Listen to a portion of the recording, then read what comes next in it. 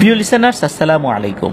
আজকের horror night এপিসোডের এই আয়োজনে একটি ঘটনা আপনাদের সামনে নিয়ে হাজির হয়েছি। ঘটনাটি বেশ দীর্ঘ। আশা করছি ঘটনাটি আপনাদের সকলের কাছে ইনশাল্লাহ ভয়ের শিহরণ জাগাতে সক্ষম হবে। ঘটনাটি আমাদেরকে যিনি পাঠিয়েছেন তার নাম মাসুদ রানা। ওনার বাড়ি কুড়িগ্রাম জেলার রাজারহাট থানার বিদ্যানন্দ ইউনিয়নের গাবুর হেলান গ্রামে। প্রিয় লিসেনার্স, চলুন ঘটনাতে চলে যাব। ঘটনাটি মূলত এই মাসুদ রানা ভাই সংগ্রহ করেছেন। ওনারই এক বন্ধু, তার নাম হচ্ছে খালিদ হাসান। খালিদ হাসান বয়সে ওনার থেকে 3 বছরের বড়, যদিও ফ্রেন্ড, আবার ক্লাসের দিক থেকেও বড়। তো খালিদ হাসানও কিন্তু আমাদের চ্যানেলের ঘটনাগুলো রেগুলার শোনেন। তো রেগুলার শোনার কারণে ওনার কাছে থাকা একটি ঘটনা এই মাসুদ রানা ভাইকে শেয়ার করেন। তো আশা করছি এই ঘটনাটি আপনাদের কাছে ভালো লাগবে, কারণ এই ঘটনার ভেতরেও আবার ঘটনা রয়েছে। শুনলেই আপনারা বুঝতে পারবেন। তো ঘটনাটি মূলত এই যে খালিদ হাসান ভাই এবং ওনার আপন বড় বোন, যার নাম হচ্ছে রাফিয়া, তার সাথে ঘটেছিল। তো সময়টা 2008 সালের দিকে। 2008 সালের দিকে ওই গ্রামে বা আশেপাশের গ্রামগুলোতে তখনও ইলেকট্রিসিটি তেমন ছিল না। তবে 2008 সালে কিন্তু এই যে ডিশ লাইনের যে সংযোগগুলো, এগুলো বেশ ব্যাপক ছিল বিভিন্ন জায়গাতে। কিন্তু ওনাদের ওই গ্রামে ইলেকট্রিসিটি না থাকার কারণে একটা সমস্যা তো ছিলই, যার কারণে ওখানে ব্যাটারিতে টেলিভিশন চালাতে হতো। আর টেলিভিশন ছিল সাদা কালো। তো আমি যখন ছোট ছিলাম তখন আমাদের বাসায়ও এরকম একটা সাদা কালো টেলিভিশন ছিল। তখন আমার আব্বু একটা জায়গায় পোস্টিং নেন, সেখানে আবার বিদ্যুৎ ছিল না, যার ফলশ্রুতিতে ওখানে ব্যাটারি চার্জ দিয়ে নিয়ে আসতে হতো। তা আমি ওই বাস্তবতার সাথে পরিচিত ছিলাম দীর্ঘ একটা সময়। তো যার কারণে আমি বিষয়টা জানি। আমাদের লিসেনারদের মধ্যে অনেকে হয়তো বা ব্যাটারিতে ভিসিআর বা টেলিভিশন এগুলো দেখেছেন। তো সেই সময়ের কথা বলছি, যদিও বা সাল 2008, খুব বেশি দিন আগের না। ওনাদের যেই গ্রামের বাজার, সেটার নাম হলো ডাংরার হাট। সেখানে আবার ইলেকট্রিসিটি ছিল, কিন্তু গ্রামের দিকে ছিল না। আর তখনকার সময় যে টেলিভিশনগুলো ছিল ওই দিকটাতে, মানে ওই এলাকাগুলোতে সাদা কালো ব্যাটারি চালিত। তো ওনাদের পুরো গ্রাম মিলে তখন শুধু এই রাফিয়া আপুদের বাসায় টেলিভিশন ছিল। তো বাজারে ব্যাটারি চার্জ দিয়ে বাড়িতে এনে টেলিভিশন দেখতো রাতের একটা নির্দিষ্ট সময়। ওই সময় বিটিভি দেখতো আর কি, বাংলাদেশ টেলিভিশন যেটা, ওটা দেখতো। তো এই রাফিয়াপুর বাবা ব্যাটারিটি নিয়ে বাজারে চার্জে দেন। আর এই খালিদ হাসান ভাইকে উনি বলে যান যে সন্ধ্যাবেলা কারো দিয়ে যেন বাজার থেকে ব্যাটারিটা নিয়ে আসার ব্যবস্থা করা হয়, কারণ ওনার আবার ওই দিন আরেকটা জায়গায় কাজ ছিল, তার তো ফিরতে দেরি হবে। এই জন্যই মূলত এই সন্ধ্যার আগেই ওই ব্যাটারিটা যেন কাউকে দিয়ে নিয়ে আসা হয়। এই জন্য ওনার ছেলেকে, মানে এই যে খালিদ হাসান ভাইকে বলে যান। তো খালিদ হাসান ভাই সন্ধ্যার আগে তার এক পরিচিত এক লোক তাকে এই ব্যাটারি আনার বিষয়টি বলেন। তার নাম ছিল আব্দুল সালাম মিয়া। তো এলাকাবাসী, বিশেষ করে ওনার বয়স হলেও বেশ শক্ত সমর্থক একজন মানুষ ছিলেন। এই যে মাসুদ রানা ভাই, তারপরে যে খালিদ হাসান ভাই, ওনারা সবাই, এবং ওনাদের বয়সে আরো যারা আছেন সবাই কিন্তু এই আব্দুল সালাম মিয়াকে নানা বলে ডাকতেন আর কি। তো ওই লোকের বাড়ি এই খালিদ হাসান ভাইদের বাসা থেকে 2 মিনিটের হাঁটা পথ। তো রাস্তার বিবরণটা আমরা একটু দেই, তাহলে লিসেনারদের একটু অনুমান করতে বা আইডিয়া করতে সুবিধা হবে। রাস্তার পূর্ব দিকে এই খালিদ হাসান ভাইদের বাড়ি। রাস্তাটি উত্তর দক্ষিণ দিকে লম্বালম্বি করা আর কি।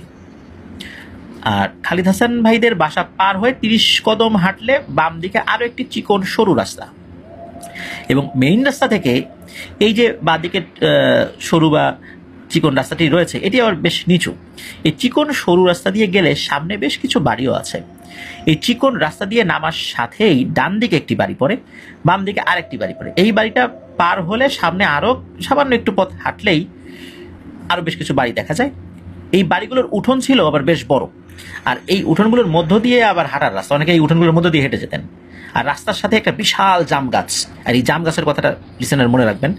আর এই জাম গাছের সাথেই বসার জন্য একটা টং আছে।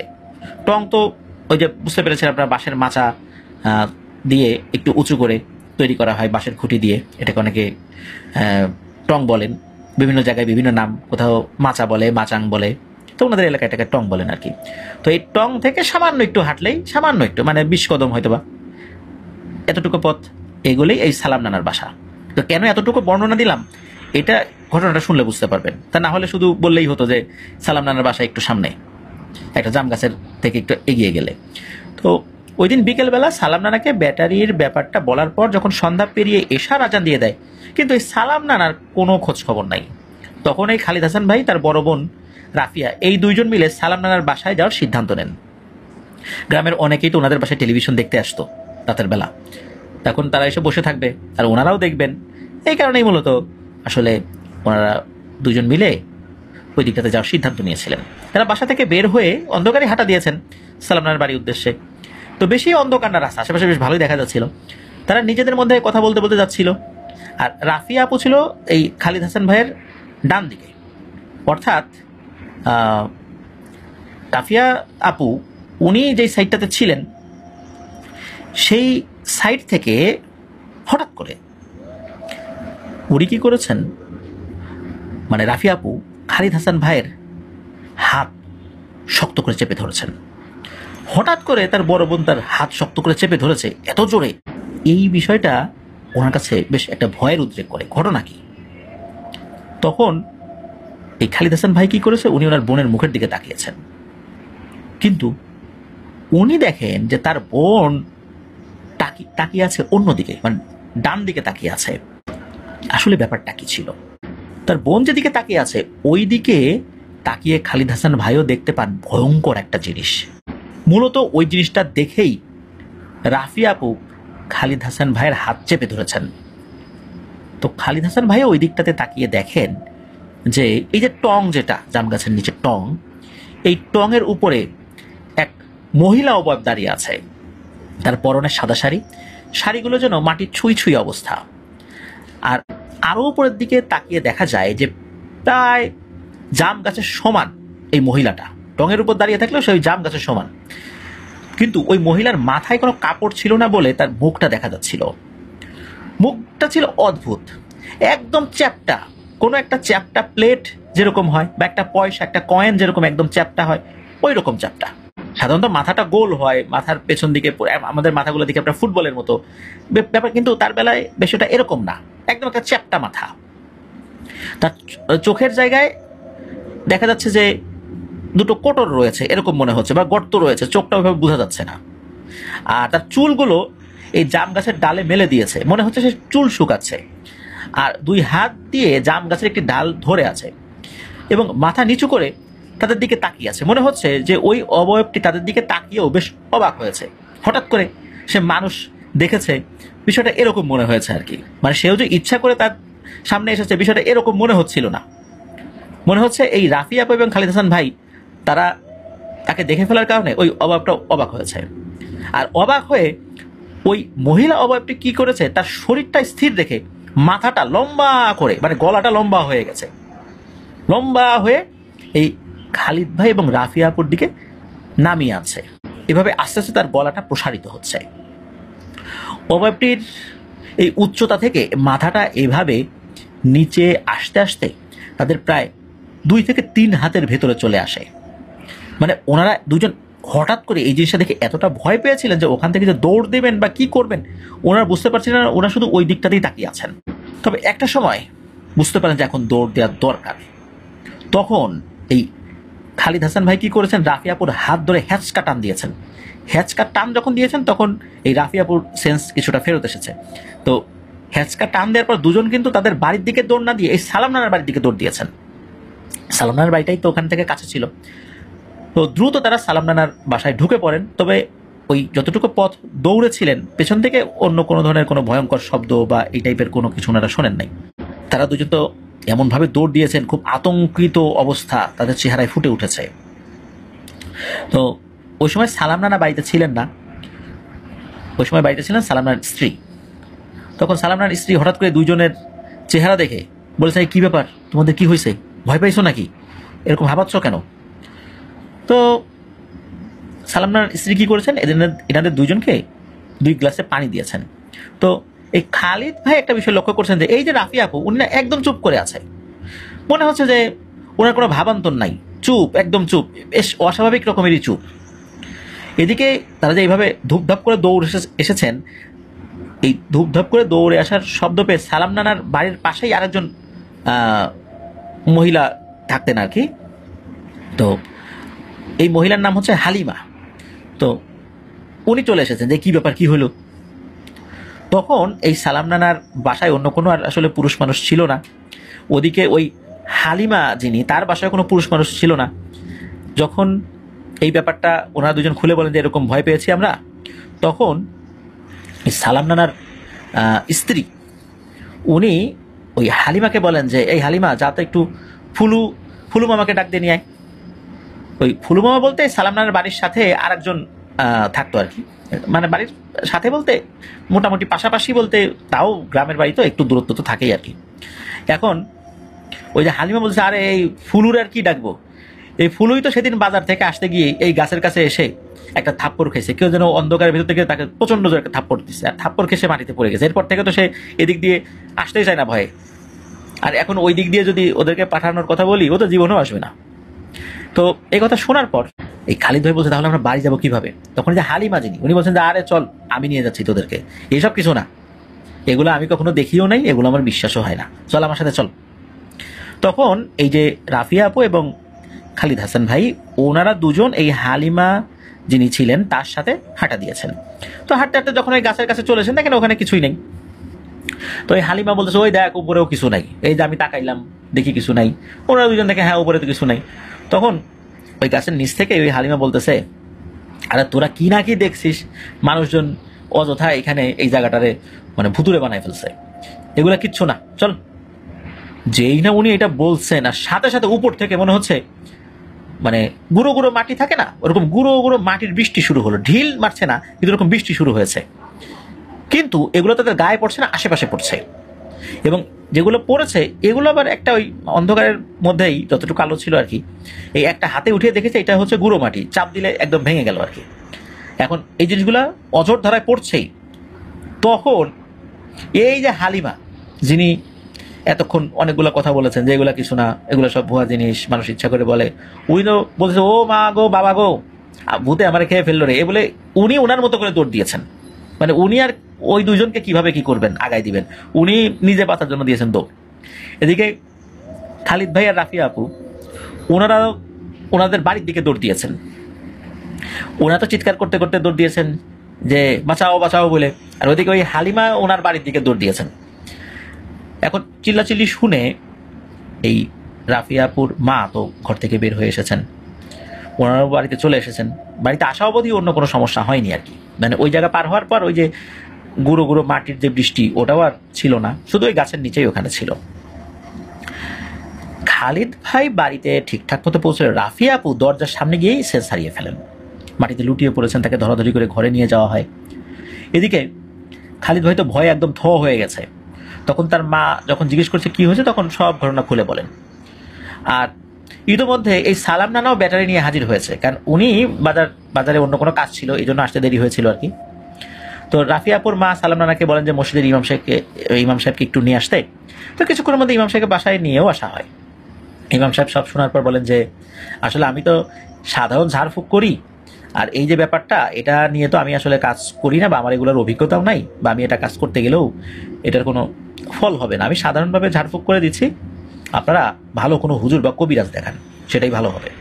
তো এই বলে উনি ওনার মতো করে তেল পরা পানি পরা এগুলো দিয়ে গিয়েছেন, আর বলেছেন যে তেল শরীরে মালিশ করে দিতে, আর রাফিয়াপুর সেন্স ফিরলে এই পানি পাওয়াটা খাওয়াতে। তো তখনও রাফিয়াপুর সেন্স ফেরেনি। হুজুরের কথা মতো ওনার মা তার শরীরের হাতে মাথায় পায়ে তেল মালিশ করে দেন। তো বেশ কিছুক্ষণ পর রাফিয়াপুর সেন্স আসে। তো সেন্স ফেরার পর রাফিয়া আপু উন্মাদের মতো কথা বলতে থাকে, আবল তাবল কথা বলছেন, মানে এলোমেলো কথাবার্তা, কোনো মিল নাই। তার কথাগুলো ছিল এরকম যে আমাকে নিয়ে যাবে রে, ওই দেখ দরজার ওখানে একজন লোক দাঁড়ায় আছে, আমাকে নিয়ে যাবে, আমাকে ডাকছে, আমাকে হাতের ইশারা দিয়ে ডাকছে। বাসায় তখন পাড়া প্রতিবেশীর ভিড় জমে গেছে। এমন অবস্থায় রাফিয়াপুর বাবাও চলে এসেছেন। এসে বাসায় তো ভিড় দেখে তো অবাক হয়েছেন, কি ব্যাপার এত রাতের বেলা তার বাসায় ভিড় কেন। তো বিচলিত হয়ে উনি ঘরে প্রবেশ করেছেন। তো ঘরে গিয়ে রাফিয়াপুর এই ধরনের উন্মাদ কাণ্ড দেখে উনি যখন এর কারণ জিজ্ঞেস করেছেন, তখন রাফিয়াপুর মা সব কথা খুলে বলেন। উনি এটা শুনে খুবই চিন্তিত হয়ে পড়েন। ওই দিন রাত্রে বাড়ির কারো তেমন আর ঘুমই হয় নাই। পরের দিন সকাল হতেই রাফিয়াপুর বাবা কাল বিলম্ব না করে বের হন ভালো একজন হুজুরের সন্ধানে। দুপুরের আগেই একজন কবিরাজকে উনি নিয়ে হাজির হন বাসায়। কবিরাজ এসে আসন পেতেছেন, অনেক চেষ্টা করার পরও জিন হাজির করতে ব্যর্থ হয়েছেন।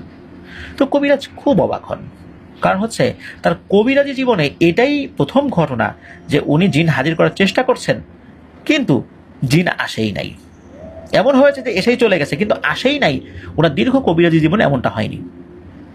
তখন ওই কবিরাজ রাফিয়াপুর পরিবারকে বলেন যে এটা আমার পক্ষে সম্ভব হবে না, কারণ যেই জিনটা রাফিয়ার উপরে এসেছে বা বিরক্ত করছে, এই জিনটা খুবই ধুরন্ধর এবং খুব শক্তিশালী। আমার এই রুকিয়াতে কাজ হচ্ছে না, ও আসছে না। আপনারা আমার থেকে আরো ভালো কোনো হুজুর বা কবিরাজ দেখান। এটা বলে কবিরাজ ওখান থেকে চলে যান।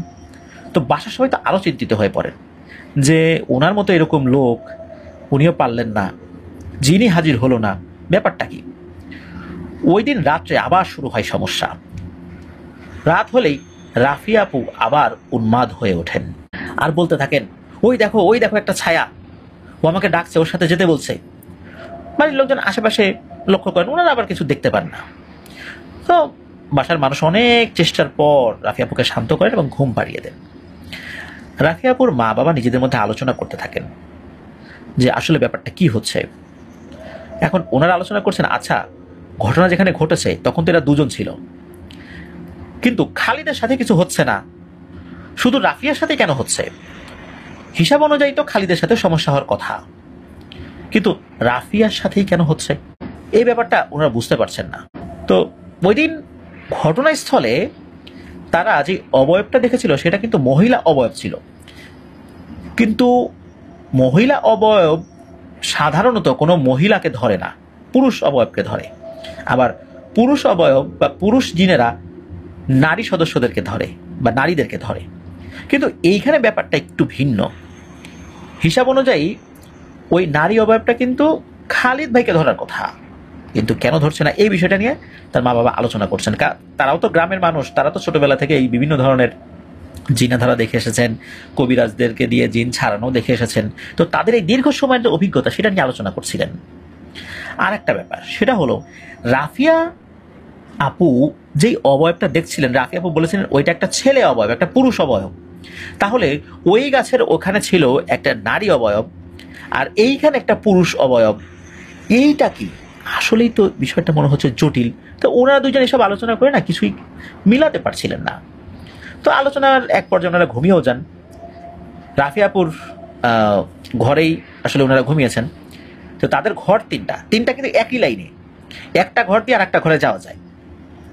আর রাফিয়াপুর বাবা ঘুমান তার পাশের রুমেই আর খালিদের সাথে। আর মাঝরাতে ঘুম ভেঙে যায় রাফিয়াপুর মায়ের। তিনি খেয়াল করেন যে এই রাফিয়াপু বিছানায় নেই। তিনি ভাবলেন হয়তো সে ওয়াশরুমে গেছে। তো তিনি একটা জিনিস লক্ষ্য করলেন যে বিছানায় কিন্তু টর্চ পড়ে আছে, আর রাতে যদি কেউ বাইরে যায় তাহলে টর্চ নিয়ে যাবে। যেহেতু ওনাদের গ্রামে তখন ইলেকট্রিসিটি আসেনি, তিনি কি করলেন, টর্চটা জ্বালিয়ে দরজার দিকে মেরেছেন। তো দরজার দিকে জ্বালিয়ে তো অবাক হয়ে গেছেন যে রুমের দরজাটা ভেতর থেকে দেয়া, তাহলে রাফিয়া কোথায় গেল? উনি তো তাড়াহুড়া করে উঠেছেন, উঠে ওই যে এক ঘর থেকে আরেক ঘর তো দরজা দিয়ে যাওয়া যায়, উনি খালিদের রুমে গিয়েছেন। গিয়ে দেখেন খালিদ তার বাবার সাথে ঘুমাচ্ছে, ওই ঘরের দরজাও ভেতর থেকে লাগানো। তখন উনি তাড়াহুড়ো করে দরজা খুলে বাইরে বের হন এবং রাফিয়া আপুকে খুঁজতে থাকেন। তিনি ওয়াশরুমের দিকে যেতে থাকেন। বলে রাখা দরকার যে এই ওয়াশরুমটা ছিল বাসার পূর্ব দিকে, আর ওয়াশরুম যেখানে ছিল সেখানে ছিল তাদের নিজেদের একটা পুকুর, বেশ বড় একটি পুকুর। ওই পুকুরের চারদিকে আবার বেশ উঁচু পাড় ছিল। পুকুরের এক মাথায় ছিল পুকুরের ঘাট, আর পুকুরের অন্য মাথায় ছিল ওয়াশরুম। গ্রামের ওয়াশরুমগুলো তো বাড়ি থেকে দূরেই থাকে একটু, তো ওনাদেরটা বেশ ঘর থেকে একটু দূরেই ছিল। তো এই রাফিয়াপুর মা যখন ওয়াশরুমের কাছে চলে এসেছেন তখন একটা ভয়ঙ্কর ব্যাপার লক্ষ্য করেন, যেটা লক্ষ্য করে চমকে যান এবং ভয় পান। উনি লক্ষ্য করেন এই রাফিয়া আপু পুকুর ঘাটে নামছে, পুকুর ঘাটের সিঁড়ি দিয়ে। আর নামছে বলতে অলরেডি নেমে গেছে, এবং নেমে ইতোমধ্যে পানি তার হাঁটু ছুঁই ছুঁই করছে। এইটা দেখে তো রাফিয়াপুর আম্মু প্রচন্ড জোরে এক চিৎকার দেন, কিন্তু রাফিয়া আপু কিন্তু সব কোনো শব্দই শুনছে না। উনি আস্তে আস্তে নেমেই যাচ্ছেন। রাফিয়াপুর আম্মু দৌড়ে গিয়ে রাফিয়াপুর হাত টেনে ধরেন এবং হ্যাচকা টানে পানির উপর থেকে তুলে আনেন। আর পানি থেকে যখনই উপরে নিয়ে এসেছেন তখন রাফিয়া আপু মাটিতে লুটিয়ে পড়েন। এদিকে রাফিয়াপুর আম্মু তো চিৎকার চেঁচামেচি শুরু করেছে। তো চিৎকার শুনে রাফিয়াপুর বাড়ির অন্য সদস্য যারা, মানে রাফিয়াপুর বাবা এবং আরও যারা আছেন তারা তো ঘুম থেকে উঠে গেছেন, তারা ওখানে চলে এসেছেন। রাফি আপুকে ধরাধরি করে রুমে নিয়ে যাওয়া হয়। তবে রাফি আপুর আম্মু কিন্তু শুধু এই ব্যাপারটা দেখা ছাড়া, যে তার মেয়ে পানিতে নেমে যাচ্ছে, এটা দেখা ছাড়া আশেপাশে অন্য কোনো অবয়ব বা ভয়ঙ্কর কিছু দেখেন নাই ওই সময়। রাফি আপুর মায়ের কাছে সব শুনে পরিবারের সদস্যরা, বিশেষ করে রাফি আপুর বাবা, আরও চিন্তিত হয়ে পড়েন। তো ওই রাতে তো আসলে আর কিছু করার উপায় ছিল না। তো ভোরবেলা তার বাবা বেরিয়ে পড়েন। তবে ভোরবেলাও রাফি আপুর সেন্স ফেরত আসে। তো রাতের ব্যাপারে যখন তাকে জিজ্ঞেস করা হয়, কিন্তু সে কিছু মনে করতে পারে না যে আসলে কি হয়েছে না হয়েছে। আর একটা লক্ষ্য করার বিষয় হলো, এই 3 দিনেই রাফি আপুর শরীর অনেকটাই শুকিয়ে গেছে। তার বাবা কিন্তু ওই ভোরবেলায় বেরিয়ে গিয়েছিলেন ওই যে গাবর হেলন গ্রাম থেকে আরো 2 গ্রাম পরে আর একটা গ্রাম আছে, ওখান থেকে একটা কবিরাজ নিয়ে আসেন। এই কবিরাজটাও অত্র অঞ্চলের নাম করা একজন কবিরাজ ছিল, তার নাম হলো দুলু কবিরাজ। এই দুলু কবিরাজ এই এলাকার বেশ কিছু সমস্যার সমাধান করেছিলেন আগে। তিনি যখন বাড়িতে আসেন, সব শুনে একটু চিন্তিত হয়ে পড়েন। তার চোখে মুখে ভয়ের চিহ্ন লক্ষ্য করা যাচ্ছিল। তো কবিরাজ তার যেই ধরনের কাজ, আসন পেতেছেন, তো এই আসনের মধ্যে 2টো বৃত্ত এঁকেছেন। তো উনি ওনার মতো করে শুরু করেছেন কাজ। রাফি আপুকে একটি বৃত্ততে বসিয়ে দিয়েছেন, আর অন্য বৃত্ততে উনি নিজে বসেছেন। তা কবিরাজ তার মতো করে রুকিয়া শুরু করেছেন। অনেকক্ষণ হয়ে যাওয়ার পর রাফি আপুর গায়ে একটু ঝাঁকুনি শুরু হয়। তখন কবিরাজ বুঝতে পারেন যে জিন হাজির হয়েছে। কবিরাজ জিনকে প্রশ্ন করতে থাকেন, তোর নাম কি, কেন এসেছিস, কি চাস, ইত্যাদি ইত্যাদি, যেগুলো সচরাচর করেন আর কি কবিরাজরা। কিন্তু রাফি আপুর শুয়ে থাকা জিনটি কোনো উত্তর দেয় না, রাগান্বিত চোখে উল্টো তাকিয়ে থাকে কবিরাজের দিকে। রাফি আপুর মুখে এক ধরনের পৈশাচিক মুচকি হাসির ছাপ দেখতে পাওয়া যায়। কবিরাজ এটা দেখে বেশ ভয় পান।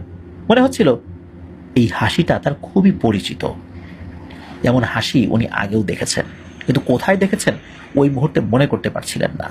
তখন রাফি আপুর শুয়ে থাকা জিনটি বলে, কিরে দুলু, ভুলে গেলি আমাকে এত তাড়াতাড়ি? তোর তো এত তাড়াতাড়ি ভুলে যাওয়ার কথা না। এই কণ্ঠটা ছিল ভারী পুরুষালী কণ্ঠ। তো জিনের এই কথা শুনে কবিরাজ চমকে উঠেন। আর তখন রাফি আপু পৈশাচিক হাসিতে ফেটে পড়েন। একটু আগে তো মুচকে হাসি দিচ্ছিলেন, এবার অট্ট হাসি শুরু করেছেন। তখন কবিরাজ বলেন, ও তুই তুই তাহলে এর উপর ভর করেছিস? এই কথাগুলো কিন্তু রাফি আপুর পরিবারের সবার মাথার উপর দিয়ে যাচ্ছে। আসলে বলতেছেটা কি? রাফি আপু বলে কি, কবিরাজ বলে কি? তখন রাফি আপুর কণ্ঠে বলে ওঠে, দুলুরে, আগের বার কিন্তু তোকে আমি ছেড়ে দিছিলাম।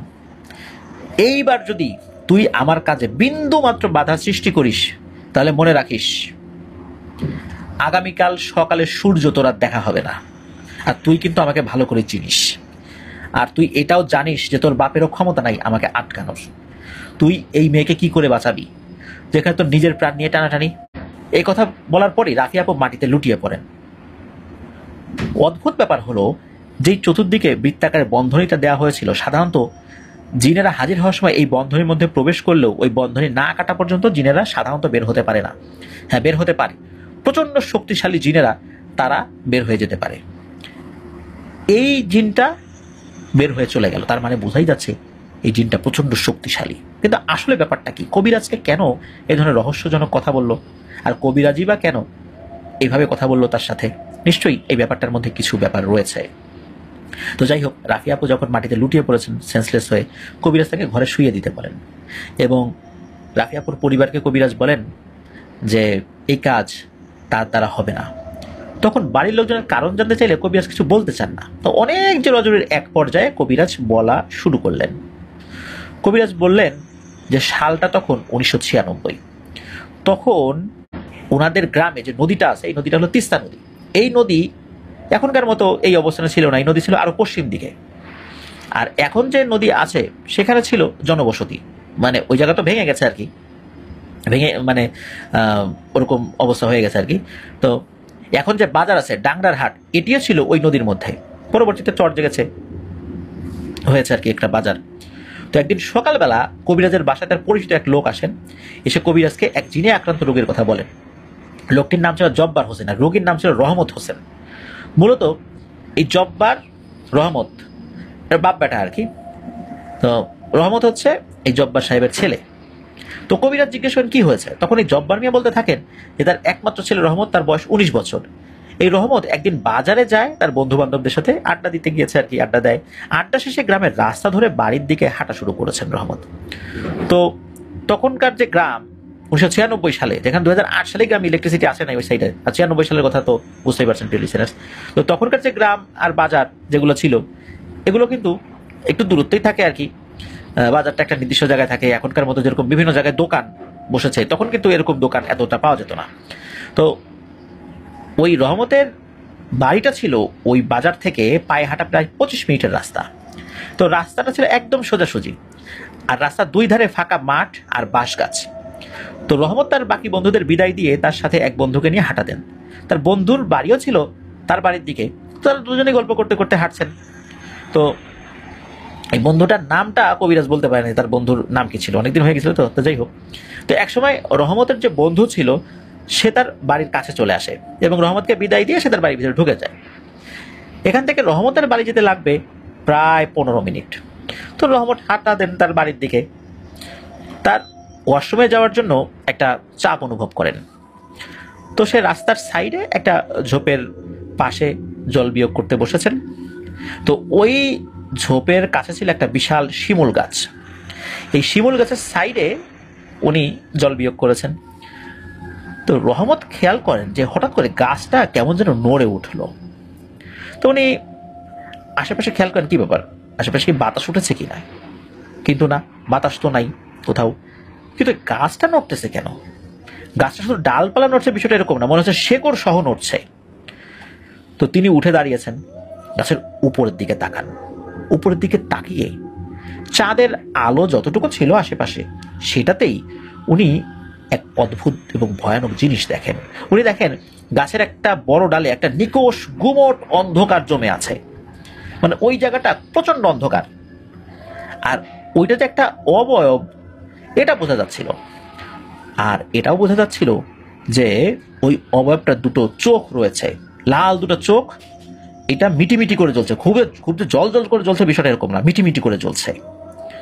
আর মনে হচ্ছে ওই অবয়বটা তার দিকে খুব ভয়ঙ্কর রাগান্বিত ভাবে তাকিয়ে আছে। শুধু চোখ দুটোই দেখা যাচ্ছে, চোখ দুটো দেখে উনি বুঝেছিলেন বিষয়টা এরকম। এটা দেখে যখনই উনি চিৎকার দিয়ে দৌড় দিতে যাবেন, তখনই কি হয়েছে, গাছের উপর থেকে একটা আগুনের গোলা এসে তার পায়ে আঘাত করে। গ্রামের ভাষায় নাকি এটাকে আগুন দিয়ে ঢিল দেয়া বোঝায়। তো এই আগুনের ঢিল খেয়ে ওই রহমত মাটিতে পড়ে যান এবং কাতরাতে থাকেন। আশেপাশে বাড়ি নেই, ঘর নেই যে ওনার চিৎকার চেঁচামেচি কেউ শুনবে।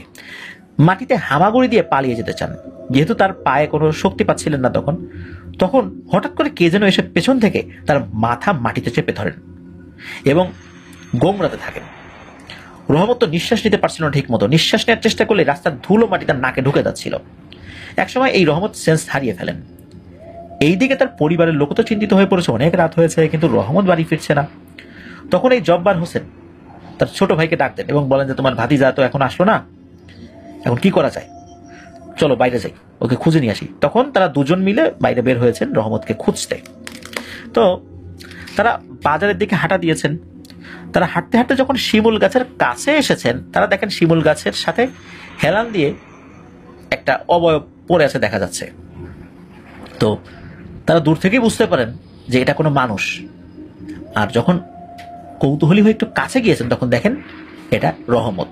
সে সেন্স হয়ে পড়ে আছে, আর তার গায়ে মাটি টাটি এগুলো মাখানো আর কি, ধুলোবালি একদম। তার শার্ট লুঙ্গি খুব বাজে অবস্থা আর কি। তো রহমতকে এই অবস্থায় দেখে তারা তো ধরাধরি করে বাড়িতে নিয়ে আসছেন। ওই অবস্থায় গোসল করিয়েছেন, বিছানায় শুইয়ে দেন। ফজরের আজানের সময় হলে রহমতের সেন্স ফেরে। সেন্স ফেরার পরে রহমত তো কান্না শুরু করে দিয়েছেন, ভয় পেতে থাকেন। তার পায়ে নাকি অনেক ব্যথা। তার পরিবারের লোকজন যখন জানতে চান কি হয়েছে, তখন শুরু থেকে সব কথা খুলে বলেন যে কি হয়েছে। তার বাবা একথা শুনে তো অনেক রেগে গিয়েছেন, গালিগালাজ করতে থাকেন। তখন এরই মধ্যে উনি রহমতের লুঙ্গিটা হাঁটু পর্যন্ত উঠিয়েছেন এবং দেখেন যে আসলেই তো তাই। একটু আগে অন্ধকারের ভিতরে মানে আফসা আলোতে গোসল করিয়েছেন, তো তাকে অতটা খেয়াল করেন নাই। কিন্তু এখন দেখা যাচ্ছে যে তার পায়ের হাঁটু পর্যন্ত কালো দাগ হয়ে গেছে, মনে হচ্ছে কেউ আগুন দিয়ে ঝলসে দিয়েছে। তো এইসব শোনার পর কবিরাজ তার জিনিসপত্র নিয়ে হাঁটা দিয়েছেন। যখন এই যে জব্বার হোসেন উনি যখন কথা বলেছেন, কবিরাজ তো রহমতের চিকিৎসা করার জন্য হাঁটা দিয়েছেন। তাদের বাড়ির দিকে। তো কবিরাজ বাড়ির ভিতরে প্রবেশ করেছেন। তিনি রহমত হোসেনের ঘরে ঢুকেছেন এবং ঘরে ঢুকে দেখতে পেলেন যে রহমত একদম স্বাভাবিক আছে।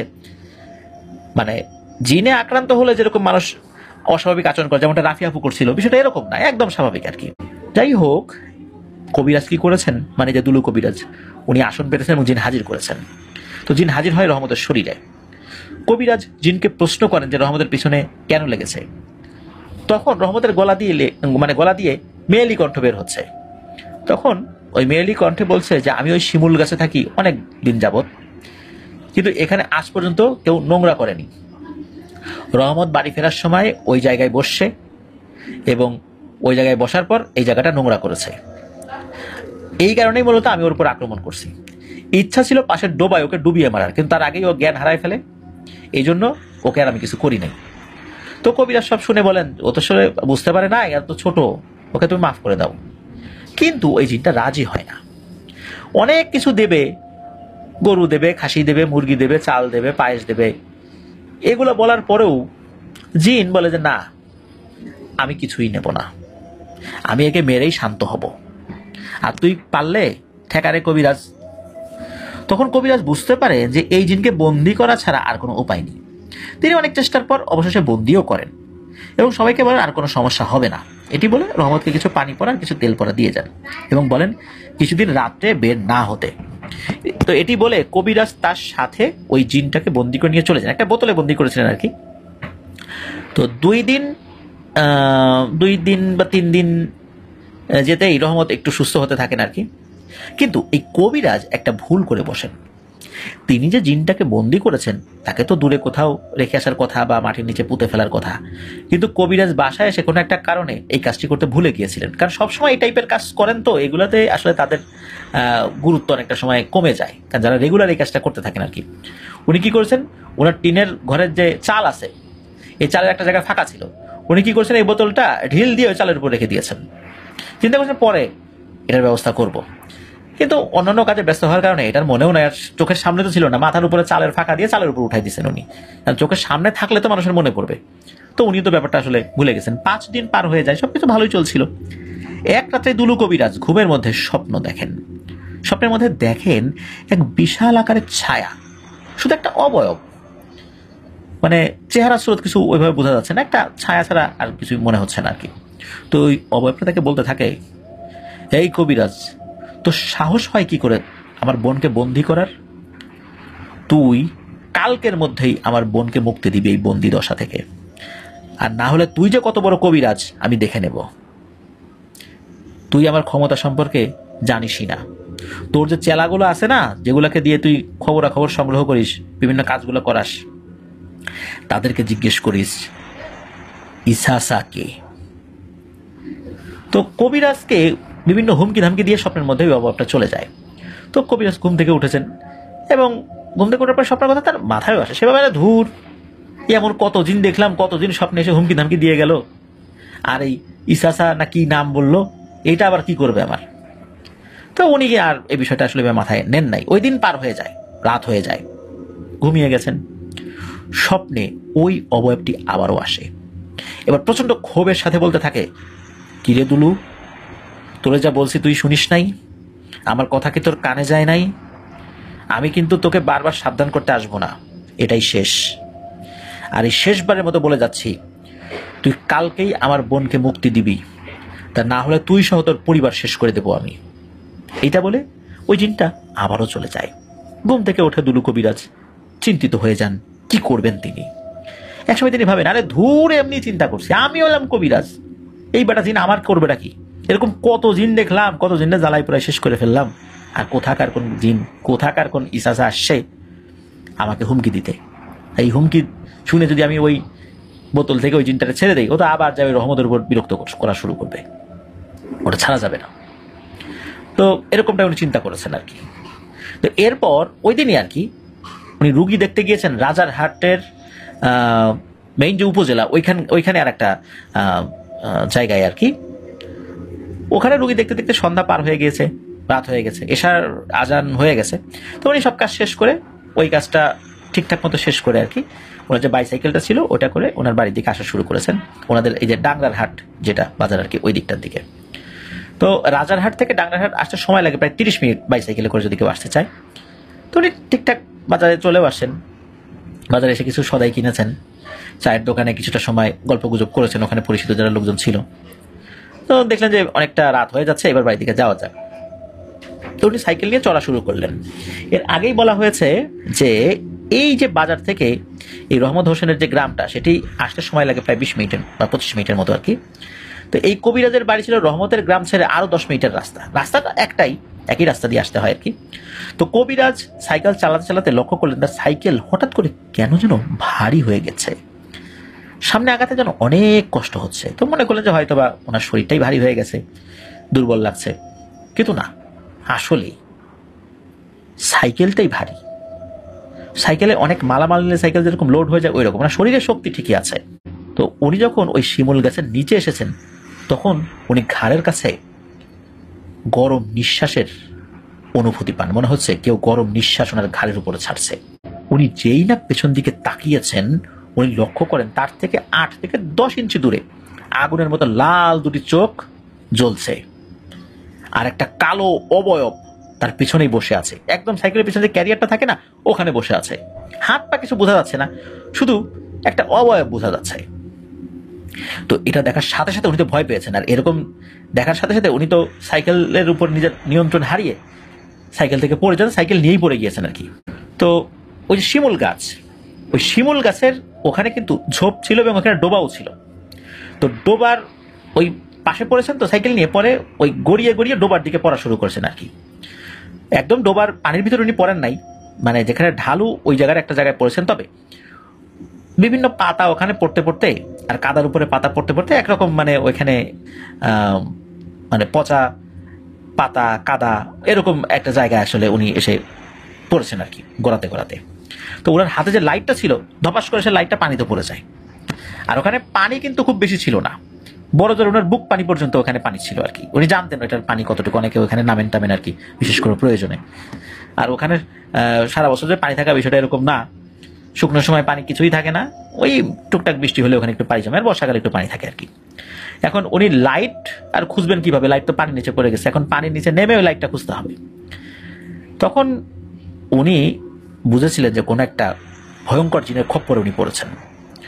তো উনি চিন্তা করেছেন যে হয়তো বা এই যে একটু আগে জিন টিন ছাড়া আসছেন আর একটা জায়গায়, এরাই আবার এসে বিরক্ত করছে কিনা, তার আত্মীয় স্বজনরা এসে বিরক্ত করছে কিনা।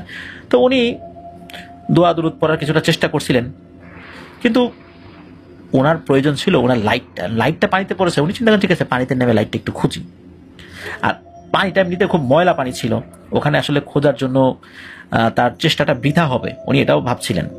হঠাৎ করে উনি একটা অবয়ব দেখতে পান ওনার ঠিক সামনে, আর অবয়বটা দেখার সাথে সাথে এই দুলু কবিরাজের তো কলিজার পানি শুকায় যায়।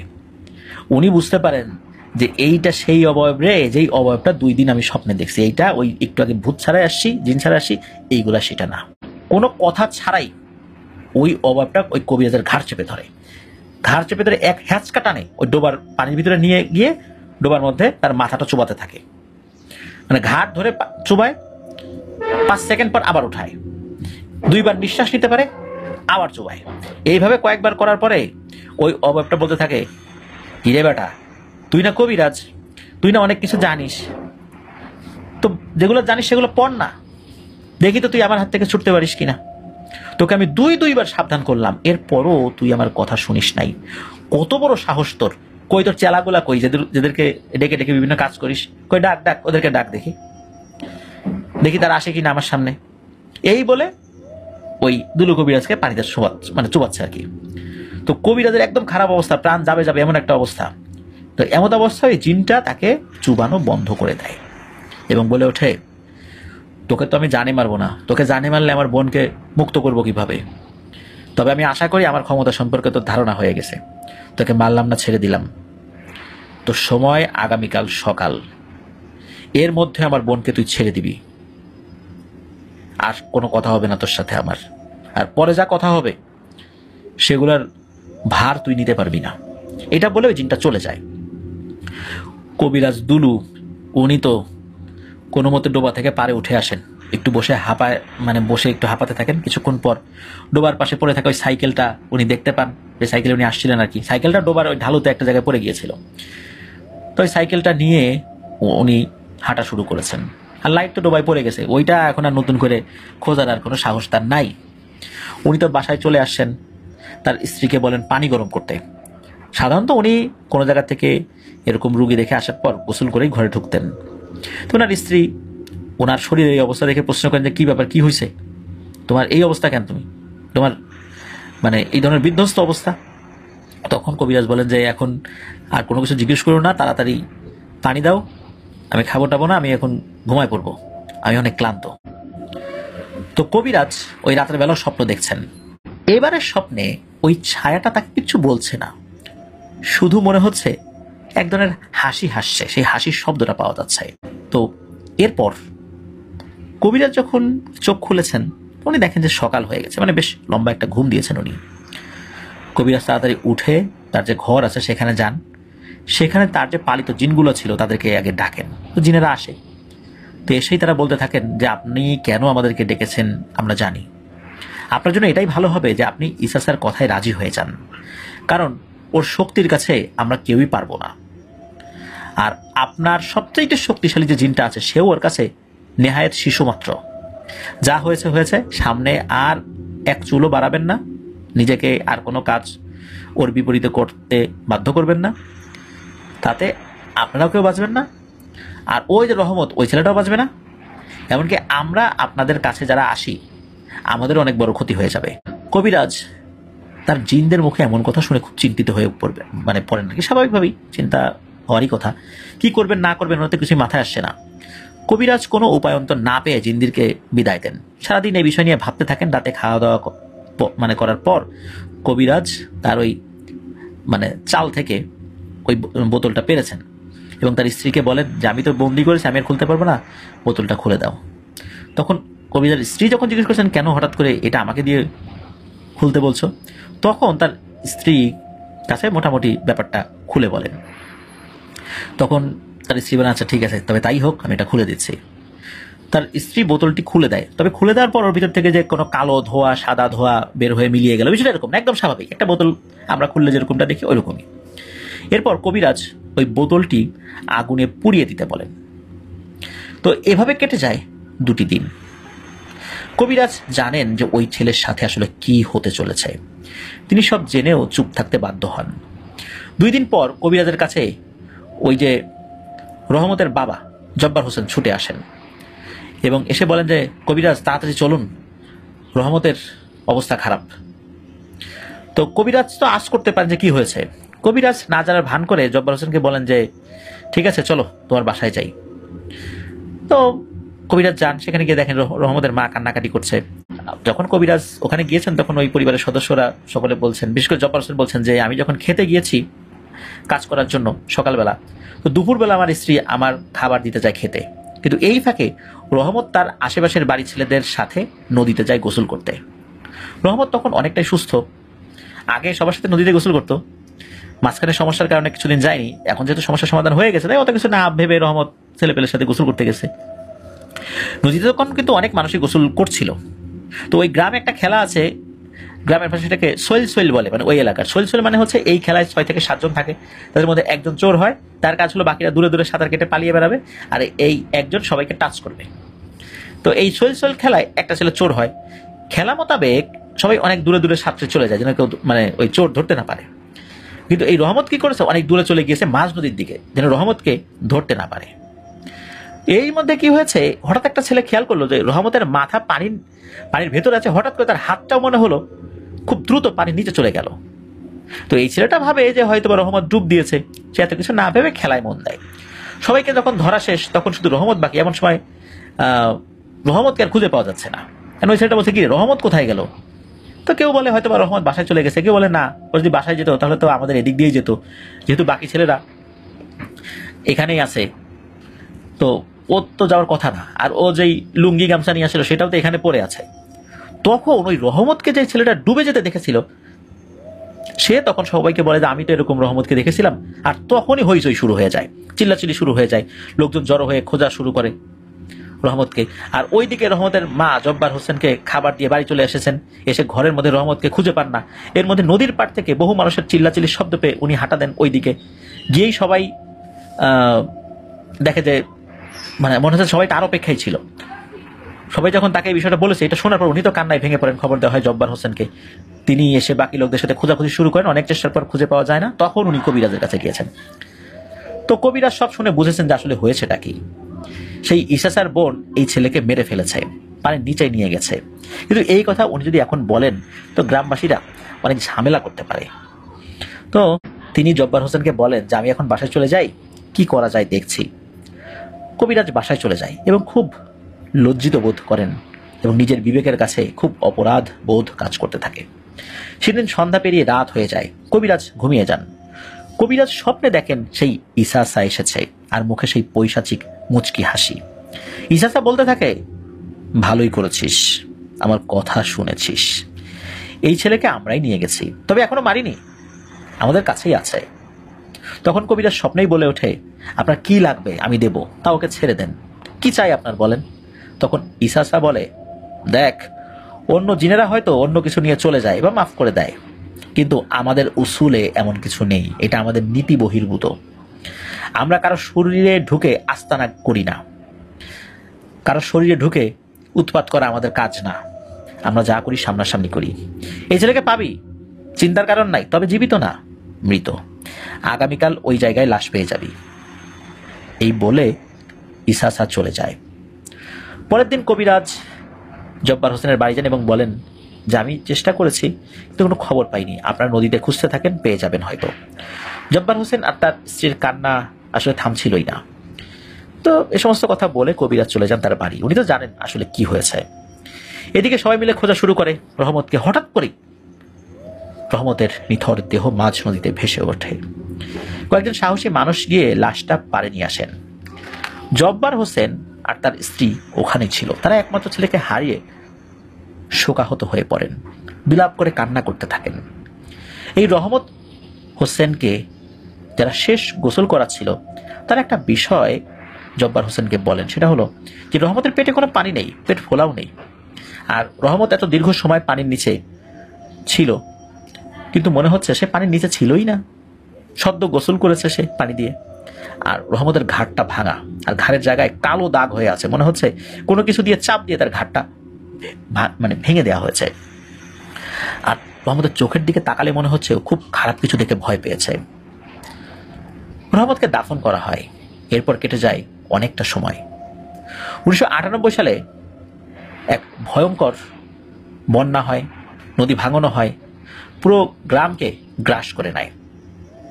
তখন যে এই জব্বার হোসেন নদী ভাঙনের কারণে পরিবার নিয়ে কোথায় যে চলে গেছেন সেটা কেউ জানে না। আর ওই যে শিমুল গাছটা, ওই শিমুল গাছটাও কিন্তু বন্যায় উপড়ে পড়ে গিয়েছিল এবং নদী ভাঙনে নদীর স্রোতেই ভেসে যে কোথায় চলে গিয়েছিল কেউ জানে না।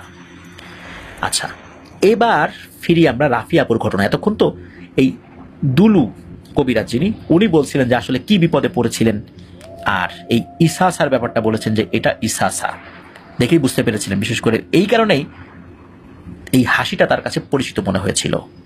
কবিরাজ তো তার একটা দীর্ঘ ঘটনা এই রাফিয়াপুর পরিবারকে বলেন।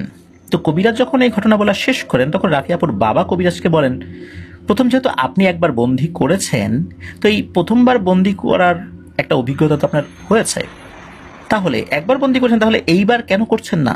তখন কবিরাজ বলেন, আপনার মেয়েকে কে পজেস করেছে জানেন?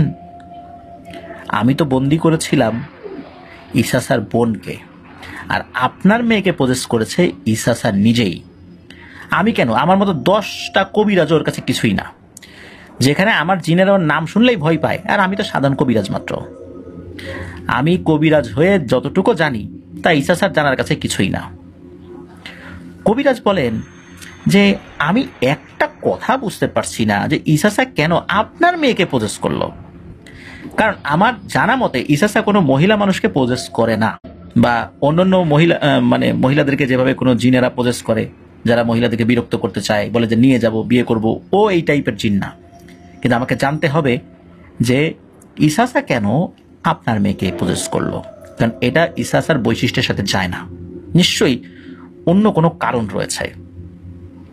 তখন রাফিয়াপুর বাবা জিজ্ঞেস করেন যে এর কি কোনো সমাধান নেই? কবিরাজ বলেন যে এটা আমার ক্ষমতার বাইরে, আমি যদি কিছু করতেও যাই আমার মৃত্যু নিশ্চিত। তবে একটু তেল পরে দিয়ে যাচ্ছে, এটা রাত্রে ঘুমানোর সময় সারা শরীরে মালিশ করতে হবে, আশা করি কিছুদিন অন্তত সমস্যা হবে না। আর রাফিয়াকে সবসময় চোখে চোখে রাখবেন। এই বলে কবিরাজ চলে যান। তো বলে যান যে আল্লাহকে ডাকুন, আল্লাহর ক্ষমতার কাছে কোনো শক্তি কিছু না, আর আপনার ভালো কোনো হুজুর দেখান। তো পরিবারের কপালে চিন্তার ভাঁজ পড়ে যায়। আর এই যে খালিদ ভাইয়ের বাবা যিনি, তো তার জমি জমা দেখাশোনার ক্ষেত্রে আসলে ওনাকে অধিকাংশ সময় বাইরে থাকতে হয়, পরিবারের সময় একটু কম দেন, রাতের বেলা আসেন আর কি, সারাদিন বাইরেই থাকেন। আর এই খালিদ ভাইয়ের মা হচ্ছেন একজন স্কুল শিক্ষিকা। তখন তার বাড়ি থেকে বেশ অনেকটা দূরে একটা স্কুলে তার পোস্টিং ছিল। এখন তার বাসার কাছেই একটা সরকারি প্রাথমিক বিদ্যালয়ের প্রধান শিক্ষিকা উনি এখন পর্যন্ত, মানে এই 2024 সালেও। তো যাই হোক, তো বাড়িতে তো সারাদিন থাকার মতো লোকজন নাই যে রাফি আপুকে দেখে রাখবে। আর খালিদের বয়স ছিল ওই সময় 9-10 বছর বা এরকম কাছাকাছি হবে আর কি। তো তখন তো রাফি আপুর বাবা উনি কি করবেন, উনি তার বড় বোনের বড় ছেলেকে নিয়ে এসেন তাদের বাড়িতে, যেহেতু খালিদ একা একা থাকে, আবার রাফিয়াপুর এই অবস্থা। কিন্তু তখনও আত্মীয় স্বজনরা জানে না যে রাফিয়াপুর এই ভয়ানক অবস্থা। বলেছে এমনি বেড়াতে আসতে বলে, এটা সেটা কিছুদিন থাকবে, আমাদের একটু কাজে লাগবে, এইভাবে নিয়ে আসতে বলছে নাকি। তো এই যে খালিদ, এই খালিদের মানে খালিদ ভাইয়ের যে ফুফাতো ভাইটি এসেছিল তার নাম ছিল সাদ্দাম। সাদ্দাম ভাইয়ের বয়স ওই সময় ছিল 16 কি 17 বছর। বেশ কেটে যাচ্ছে দিন, রাফি আপু একটু স্বাভাবিক। এদিকে 2-4 দিন পার হয়ে যায়। একদিন সন্ধ্যাবেলা, সন্ধ্যা বলতে এশার আজানের 15-20 মিনিট আগে হবে হয়তো, সাদ্দাম ভাই আর খালিদ ভাই তাদের দরজার সামনের বারান্দায় বসে আছে। এমনিতে তাদের আর্থিক অবস্থা খারাপ ছিল না, গেরস্থ পরিবার, প্রচুর জমি জমা ছিল, আবার রাফিয়াপুর মাও তো টিচার ছিলেন বা এখনো আছেন। তো তাদের বাড়িটা হাফ বিল্ডিং ছিল এবং তাদের ঘরের মেঝে বারান্দা এগুলো সব পাকা করা ছিল। তো দুজন বসে আছেন বারান্দায়, বসে গল্প করছেন। তো তাদের সামনে দিয়ে রাফি আপু হাত মুখ ধুয়ে তার রুমে ঢুকে যায়, মানে ঘরের ভিতরে ঢুকে যায়। রুমে ঢোকাটা ওনারা দেখেছেন। আর রাফি আপু উনি রুমেই ছিলেন, আর বাইরে ওনারা দুজন বসে আছেন। আর এই খালিদ ভাইয়ের মা রান্নাঘরে রান্না করছিলেন। হঠাৎ করে খালিদ ভাইয়ের মা খালিদকে বলে যে এই রাফিয়াকে নিয়ে সবাই খেতে আয় এখন। তখন এই খালিদ ভাই ঘরের ভিতরে ঢুকে তো অবাক, ঘরে তো কেউ নাই। খালিদ ভাই তার মাকে ডাক দিয়ে বলে মা আপু তো ঘরে নাই। তখন তার মা তো রান্না ওই অবস্থা রেখেই দিয়েছেন, তো ঘরে নাই মানে তোরা না বারান্দায় বসে আছিস, ও কোথায় গেল? বলে আমরা তো বের হয়ে যাওয়া দেখি নাই, আমরা তো দেখলাম হাত মুখ ধুয়ে ঘরে গেল, এটা তো দেখেছি। তখন তো তার মা দৌড়ে ঘরে আসেন, অন্যরাও ঘরের ভিতরে ঢুকেছেন। অন্য ঘরে যে রুমগুলো ছিল সেগুলোও তন্ন তন্ন করে খোঁজা হয়েছে, কিন্তু না, কোথাও রাফি আপুকে পাওয়া যায় না। সবার মনের মধ্যে আতঙ্ক বিরাজ করতে থাকে। তারা বাইরে বের হন খোঁজার জন্য। এছাড়া আজান দিয়ে দিয়েছে, তারা দ্রুতই, যেহেতু ইলেকট্রিসিটি নাই বাড়িতে, তারা কিন্তু এশার আজানের সাথে সাথেই বা আগেই খাওয়া দাওয়া করে ফেলেন আর কি। তো বাড়ির রান্নাঘরের সাথে খড়ি রাখার জন্য একটা ঘর ছিল। ঘরটা টিনের হলেও চালটা আমরা যেরকম দেখি টিনের চাল, হ্যাঁ, তো ওই রকমই আর কি। চালটা আসলে ওই মানে সনের বা অন্য কিছুর না আর কি। তবে ওই টিনের চালটা এমন ছিল, ওটা ছিল মানে আমরা যেরকম ভি আকৃতির, মানে দোচালা, এক চালা ঘর, মানে এক মানে সমান করে দেয়া আর কি। বাঁশ উপরে দেয়া আছে, অনেক সময় আমরা দেখি না যে কিছু মানে চালের উপরে, টিনের চালের উপরে বাঁশ থাকে, বাঁশ দিয়ে মানে আটকে দেওয়া হয়, ওই রকম আর কি।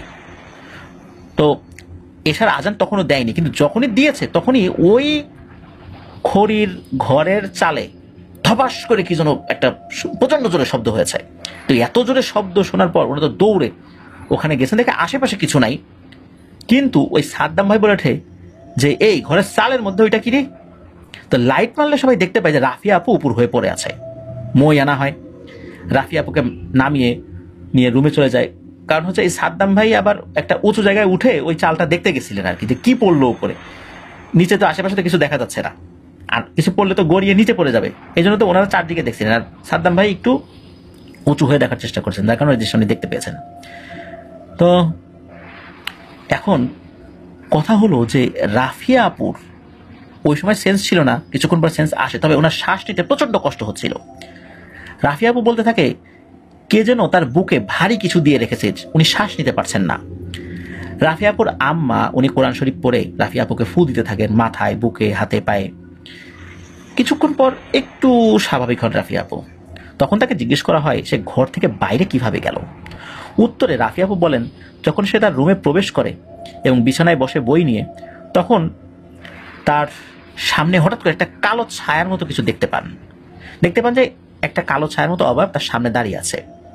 আর ওইটার দিকে চোখাচোখি হতেই মনে হলো এই ছায়াটা তার দিকে তাকে একটা মুচকি হাসি দিল। মুখমণ্ডলটা পরিষ্কার না হলে তার হাসিটা বোঝা যাচ্ছিল। এবং যখন তার দিকে আস্তে আস্তে করে আগাতে থাকে, তখন রাফিয়াপু কথা বলার শক্তি হারিয়ে ফেলেন এবং নড়াচড়া যে করবেন সেই শক্তিও আসলে তার ছিল না। হঠাৎ করে রাফিয়াপুর সামনে থাকা কুপিটা টুপ করে নিভে যায়। এরপরে রাফিয়াপু আর কিছু বলতে পারেন না। কিন্তু এই খালিদ ভাই এবং সাদ্দাম ভাই বলেন যে আমরা তো তোমার ঘরে ঢোকার পর দেখি কুপিটা জ্বলছে, বই বিছানায় আছে, কিন্তু তোমাকে তো দেখি নাই। এরপরে সিদ্ধান্ত নেওয়া হয় তারা সবাই রাফিয়াপুকে চোখে চোখে রাখবে আর সবসময় রাফিয়াপুর সাথে কেউ না কেউ সার্বক্ষণিক থাকবে। এদিকে তো রাফিয়াপুর বাবা হন্যে হয়ে হুজুর কবিরাজ খুঁজছেন। রাফিয়াপুর বাবা বাড়িতে আসলে তাকেও আজকে সব বিষয় বলা হয়। ওই রাত থেকে তো রাফিয়াপুর বুকে প্রচন্ড ব্যথা। 5 মিনিট 10 মিনিট বুকে ব্যথা থাকে, একটু পরে আবার একদম স্বাভাবিক। এভাবে চলছে সারাটা রাত। থেকে থেকে বুকের ব্যথায় উনি যন্ত্রণায় কুকড়ে ওঠেন। বুকে ব্যথা উঠলেই রাফিয়া আপু ঘেমে যান, চোখ বড় বড় হয়ে যায়। একদিন বুকে প্রচন্ড ব্যথা হয়, রাফিয়া আপু সেন্স হারিয়ে ফেলেন। তারা আপুকে নিয়ে একটি প্রাইভেট হসপিটালে ভর্তি করানো হয় রংপুরের। ডক্টর অনেকগুলো টেস্ট করিয়ে রিপোর্ট দেখে ডক্টর বলেন না, কোনো সমস্যাই নেই, হয়তো বা গ্যাসের বা গ্যাস্ট্রিকের কারণে এই ধরনের বুকের ব্যথা হতে পারে। কিন্তু গ্যাসের কারণে এত বুকে ব্যথা কিভাবে হবে যে একজন মানুষ সেন্স হারিয়ে ফেলবে, এটাও ডক্টর আসলে বুঝতে পারছিলেন না। রাফিয়া আপু অসুস্থ এই ঘটনা বাকি আত্মীয় স্বজনদের মধ্যেও জানানো হয়, সবাই এসে দেখে যান। এই আত্মীয় স্বজনদের মধ্যে একজন ছিল এই খালিদের মামাতো বোনের স্বামী, মানে তার দুলাভাই হয় সম্পর্কে, তার নাম ছিল হারুন। এই হারুন দুলাভাইয়ের সাথে খালিদদের পরিবারের অনেক মিল ছিল, কারণ হারুন দুলাভাইয়ের বিয়েতে অনেক সাহায্য সহযোগিতা, যে ধরনের হেল্প করার দরকার এটা করেছিলেন এই খালিদ ভাইয়ের বাবা। হারুন দুলাভাই অনেক সম্মান করত এই খালিদ ভাইয়ের মা বাবাকে। তো তখনও এই রাফিয়া আপু কিন্তু হসপিটালে। সকল আত্মীয় স্বজন চলে গেলে হারুন দুলাভাইকে খালিদের বাবা থেকে যেতে বলেছিলেন, ওনার সাথে কিছু কথা আছে এই বলে। একসময় খালিদ ভাইয়ের বাবা হারুন দুলাভাইকে নীরব এক জায়গায় নিয়ে যান এবং বলেন যে বাবারে, এটা কোনো ডাক্তারি সমস্যা না, কাহিনী অন্য কিছু। এরপর সব কথা হারুন দুলাভাইকে খালিদ ভাইয়ের বাবা খুলে বলেন। তো দুলাভাই সব শোনার পর খালিদের বাবাকে বলেন, আপনি এ কথা আমাকে আগে জানাননি কেন? দুলাভাই বলেন যে আপনি চিন্তা করবেন, আমার পরিচিত একজন আলেম আছেন, উনি এই সমস্যাগুলোর সমাধান করে থাকেন। তো এই হারুন দুলাভাইয়ের বাড়ি হচ্ছে রাজারহাট উপজেলার নাজিম খান ইউনিয়নের নামি খান বাজারের পাশে। তো বাজার থেকে তার বাসার দূরত্ব 2 মিনিটের হাঁটা পথ। এই খালিদদের বাসা থেকে তার বাসার দূরত্ব 6 কিলোমিটারের মতো। দুলাভাইয়ের একটা চায়ের দোকান ছিল, যে এখনো আছে। তো এই খালিদ ভাইয়ের বাবা বললেন, তাহলে ওই হুজুরকে নিয়ে আসো, মেয়ের অবস্থা তো একদমই ভালো না। মূলত এরপরই দুলাভাইয়ের বাড়িতে কাজ আছে বলে তিনি বিদায় নিয়ে চলে যান এবং বলে রাখা ভালো যে রাফিয়া আপু হাসপাতালে তখনও 2 বার এরকম বুকে ব্যথা উঠেছিল। মানে ডাক্তার কিছু ধরতে পারছেন না, কিন্তু ওনার এরকম হচ্ছে হসপিটালে থাকা অবস্থাতেই। ডাক্তাররা কোনো রোগ ধরতে পারেন না। খালিদের পরিবারও বুঝে ফেলে যে এটা ডাক্তারি চিকিৎসায় ভালো হবার নয়। পরের দিন রাফিয়া আপুকে হসপিটাল থেকে রিলিজ নিয়ে বাড়িতে নিয়ে আসেন। সেই দিন বিকেলে এই হারুন দুলাভাই খালিদের বাড়িতে চলে আসেন, কিন্তু তার মুখে যেন চিন্তার ছাপ। এমন কেন জিজ্ঞেস করে দুলাভাই বলেন যে সেই আলেমের বাড়িতে গেলে তিনি জানতে পারেন যে ওই আলেম এক কবিরাজি কাজে বগুড়াতে গেছেন, আসতে দেরি হবে কম করে হলেও 3 দিন। এবার আসেন ফিলিসেন্স, এই আলেম উনি কে তার তথ্য দেই। ওনার নাম ইব্রাহিম হুজুর। ওনার বাসা নাজিম খান ছেড়ে 3 কিলোমিটার দূরে গেলে একটা জায়গা পড়ে, ওই জায়গাটার নাম হচ্ছে গলাকাটা। এই ইব্রাহিম হুজুর একজন ইমাম সাহেব, প্লাস উনি মাদ্রাসার একজন শিক্ষক, অনেক দিনদার একজন মানুষ ছিলেন আর কি। এলাকার সবাই অনেক সম্মান করতো তাকে। এলাকার বিচার সালিশেও তার ডাক পড়তো। কেন আমি বলছি যে মানুষ ছিলেন, সম্মান করতো, ডাক পড়তো, কেন অতীতকালের শব্দগুলো ইউজ করছি, ঘটনা শেষ হলে বুঝতে পারবেন। তো এসব বলে দুলাভাই চলে যান, আর বলেও যান যে এই অবস্থা, 3 দিনের আগে তো উনি আসছেন না। এদিকে রাফিয়াপুর মা তার স্বামীকে বলেন যে এইভাবে অপেক্ষা করাটা ঠিক হবে না, কখন যে কি হয়ে যাবে বলা যাচ্ছে না, 3 দিন তো দেরি করা যাবে না। এদিকে খালিদ ভাইয়ের বাবাও বেরিয়ে যান হুজুরের সন্ধানে। তিনি তার পরিচিত একজনের খোঁজ পান, তার নাম সুলেমান কবিরাজ। প্রিয় লিসেনার্স, আপনাদের তো মনে আছে যে জাহিরুল দাদার ঘটনাতে কিন্তু এই যে সুলেমান কবিরাজের কথা আমরা বলেছিলাম, উনি কিন্তু জাহিরুল দাদার সমস্যার সমাধান করেছেন, এই সেই সুলেমান কবিরাজ। তো কবিরাজের বাড়ির ঠিকানা নিয়ে উনি চলে যান কবিরাজের বাড়িতে। তিনি কবিরাজকে বলেন তার মেয়ের সমস্যা হয়েছে, সাথে আসতে। তিনি পুরো ব্যাপারটা খুলে বলেন না, কারণ বললে যদি আবার কবিরাজ ভয় পায় বা আসতে না চায়, এই কারণে। তাই সুলেমান কবিরাজ তার জিনিসপত্র রেডি করে বেরিয়ে পড়েন খালিদের বাবার সাথে। খালিদের বাবা তার নিজের সাইকেলে আর কবিরাজ তার নিজের সাইকেলে। খালিদের বাবা সামনে, তার পেছনে সুলেমান কবিরাজ যাচ্ছেন। কিছুদূর যেতেই তিনি লক্ষ্য করেন যে কবিরাজ কার সাথে যেন ফিস ফিস করে কথা বলছে। শুধু কবিরাজের ফিস ফিস করে কথা বলার শব্দই পাওয়া যাচ্ছিল, মনে হচ্ছিল সে একাই কথা বলছে। হঠাৎ এই সুলেমান কবিরাজ খালিদের বাবাকে বলেন যে ভাই থামেন।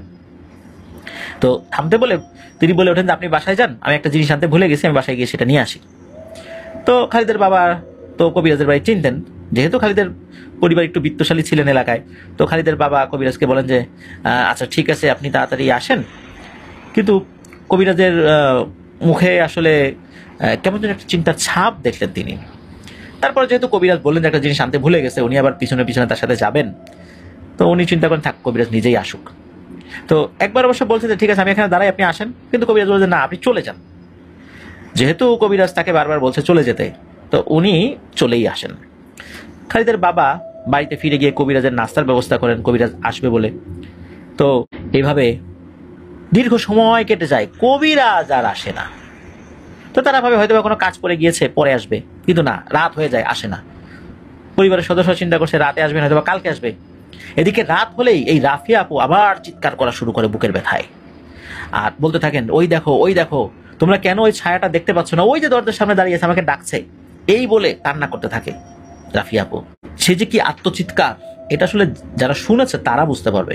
আমরা হয়তোবা বলছি যে উনি চিৎকার করছেন, কিন্তু কেমন যন্ত্রণা ছিল এটা রাফিয়া আপুই হয়তোবা বলতে পারতেন। তো বাসার সবাই তো বলছে যে কই ছায়াটা, এত কিছু নাই, আমরা আছি, কিচ্ছু হবে না তোমার, এই বলে তাকে সান্ত্বনা দিত পরিবারের সবাই। আর এদিকে খালিদের বাবার খুব রাগ হয় কবিরাজের উপর, যে এই বেটা আসতে বলে আসলো না, আমি সাথে করে আনতে গেলাম বলে একটা জিনিস দেখে আসছি, তো সে আসবে না, কিন্তু সে আসলো না কেন। তখন তিনি সিদ্ধান্ত নেন সকাল হলে কবিরাজের বাড়িতে যাবেন। তো সেদিন কোনো রকম রাত পার করে খালিদের বাবা রাগে অভিমানে ফুসতে ফুসতে কবিরাজের বাড়িতে গিয়ে হাজির। গিয়ে দেখলেন যে কবিরাজ তার গরুগুলোকে খাবার দিচ্ছে। খালিদের বাবা গিয়েই বলে ওঠেন আপনি কি কাজটা ঠিক করলেন? কবিরাজ ঘুরে তাকে এক পলক তাকে দেখলেন, আবার গরুকে খাবারগুলো দিতে থাকলেন। তো কবিরাজের এমন ব্যবহার দেখে খালিদের বাবার মেজাজ আরো বিগড়ে যায়, আরো মেজাজ চটে যায়। তিনি বলতে থাকেন সবাই বলে আপনি নাকি কবিরাজ, এই আপনার কবিরাজের নমুনা হইল। আপনি কাল আসবেন বলে আসলেন না, আমার সাথে আসতে গিয়েও ফেরত আসলেন, তাহলে পরে আসলেন না কেন? সমস্যার সমাধান কি করলে আমি আপনাকে টাকা দিতাম না? কত টাকা লাগবে আপনার বলেন? তখন এই সুলেমান কবিরাজ গরুকে খাবার দেওয়া বাদ দিয়ে বলেন আরে মিয়া, জীবন না থাকলে টাকা দিয়ে করব কি? কবিরাজের কথা বুঝতে না পারলে তিনি কবিরাজকে জিজ্ঞেস করেন কি বলতে চান আপনি? তখন কবিরাজ বলেন আপনি ঘরে বসুন, আমি আসছি। খালিদের বাবা রাগে ফুসতে ফুসতে কবিরাজের ঘরে কবিরাজের অপেক্ষা করতে থাকেন। কবিরাজ হাতটা ধুয়ে ওনার কাছে আসেন। তখন কবিরাজ কিছু তথ্য দেন। কবিরাজ বলেন কাল যখন আমি আপনার সাথে আপনার বাড়ির দিকে যাচ্ছিলাম, হঠাৎ করে আমার সবচাইতে শক্তিশালী জিন আমার সামনে এসে হাজির, এসে আমাকে থামতে বলে। জিনের কণ্ঠে এক ভয়ের ছাপ পেয়ে আমি জিজ্ঞেস করলাম কি হয়েছে, তোমাকে এত উদ্বিগ্ন লাগছে কেন? আমার সেই জিন আমাকে বলতে থাকে যে আপনি এই ব্যক্তির বাড়ির ধারের কাছেও যাবেন না দয়া করে, আর এই সমস্যার সমাধানের চেষ্টাও করবেন না। আপনি তো মরবেন, আমাদেরকেও মারবেন, এই ফ্যামিলির লোকগুলো একটা বাঁচবে না, আপনার পরিবারের লোকজনও বাঁচবে না। তখন কবিরাজ বলেন যে তুমি তো আমার সবচেয়ে শক্তিশালী জিন, তুমি এমন ভাবে কথা বলতেছো, ঘটনাটা কি? তখন ওই জিনটা বলে যে ওই মেয়ের সাথে যে আছে তার কাছে আমরা আসলে কিছুই না। শুধু আমি না, আমরা না, আমার থেকেও আরো বড় বড় সর্দার যারা আছে এরাও এর কাছে তেমন কিছু না। আমাদের জিন সমাজে তার নামে এক আতঙ্ক বিরাজ করে, আপনি দয়া করে যাবেন না, আপনার দোহাই লাগে। তখনই আমি সাইকেল থামাই আর আপনাকে মিথ্যা বলি যে আপনি যান, আমি আসছি। খালিদের বাবা এইসব শুনে চোখের পানি ধরে রাখতে পারেন না, তিনি কান্না করে বলতে থাকেন আমার মেয়ে কি বাঁচবে না? কি দোষ করেছে এতটুকু বাচ্চা? কবিরাজ তাকে সান্ত্বনা দেন এবং আল্লাহকে ডাকতে বলেন। কবিরাজের বাসা থেকে বিদায় নিয়ে বাড়ি চলে আসেন। এসে দেখেন রাফিয়া আপুর বুকের ব্যথা আরো বেড়েছে। যন্ত্রণায় কাতরাচ্ছেন। তার মেয়ের এমন কষ্ট দেখে তিনি আবারও কান্না শুরু করেন। মেয়েকে বুকে নিয়ে অঝোর ধারায় শুধু কাঁদছিলেন তা না, চিৎকার করেও কাঁদছিলেন। খালিদের বাবা ভেবেই নিয়েছিলেন তার মেয়েকে আর মনে হয় বাঁচাতে পারবেন না। জীবিত অবস্থায় এই বাচ্চা মেয়েকে বুকে টেনে নেন। তার বয়স 11-12 বছর ছিল ওই সময় এই রাফিয়াপুর। খালিদের মা কবিরাজের কথা জিজ্ঞেস করলে খালিদের বাবা বলেন কবিরাজের সব কথা যা কবিরাজ তাকে শুনিয়েছিল। তখন তাদের একমাত্র ভরসা আল্লাহ তাআলা। খালিদ বলেন তার মাকে যে সবসময় নামাজে কান্না করতে দেখতো খালিদ। ওই সময় তো খালিদের বয়স 8-9 বছর। সবসময় তার মা নামাজে কান্নাকাটি করতো। এর একদিন পর এশার আজানের পরে হারুন দুলাভাই তাদের বাড়িতে আসেন। খবর দেন ইব্রাহিম হুজুর বাড়িতে এসেছেন। আমি তার সাথে দেখা করে আপনাদের বাড়িতে আসতে বলেছি। তো তিনিও রাজি হয়ে গেছেন। ইব্রাহিম হুজুর বলছেন উনি পরশুদিন আসবেন। তো বলে রাখা ভালো, হারুন দুলাভাইয়ের যেহেতু চায়ের দোকান ছিল ওই এলাকায়, তো চায়ের দোকান বলতে ওখানে সব ধরনের মিষ্টিও পাওয়া যেত। মানে বেশ কিছু মিষ্টি উনি রাখতেন, তারপরে ছোলা বুট, পেঁয়াজু, চা, এক রকমের হোটেল বলা চলে আর কি, ছোটখাটো আর কি। তো ইব্রাহিম হুজুর যখন বাজার করার জন্য ওই নাজিম খানে আসতেন, তখন ওই বাজার শেষ করে চায়ের দোকানে আসতেন, গল্প করতেন। হারুন দুলাভাই লক্ষ্য করতেন যে এই ইব্রাহিম হুজুর প্রায় মিষ্টি কিনে নিয়ে যেতেন। তো উনি আবার বেশি বেশি করে মিষ্টি, 5 কেজি 6 কেজি এরকম করে বেশি বেশি করে মিষ্টি কিনতেন। তো তিনি একদিন জিজ্ঞেস করেছেন যে হুজুর এত মিষ্টি আপনার পরিবারের সদস্যরা যদি খায় ডায়াবেটিস হয়ে যাবে, তো এত মিষ্টি তো খাওয়া উচিত না।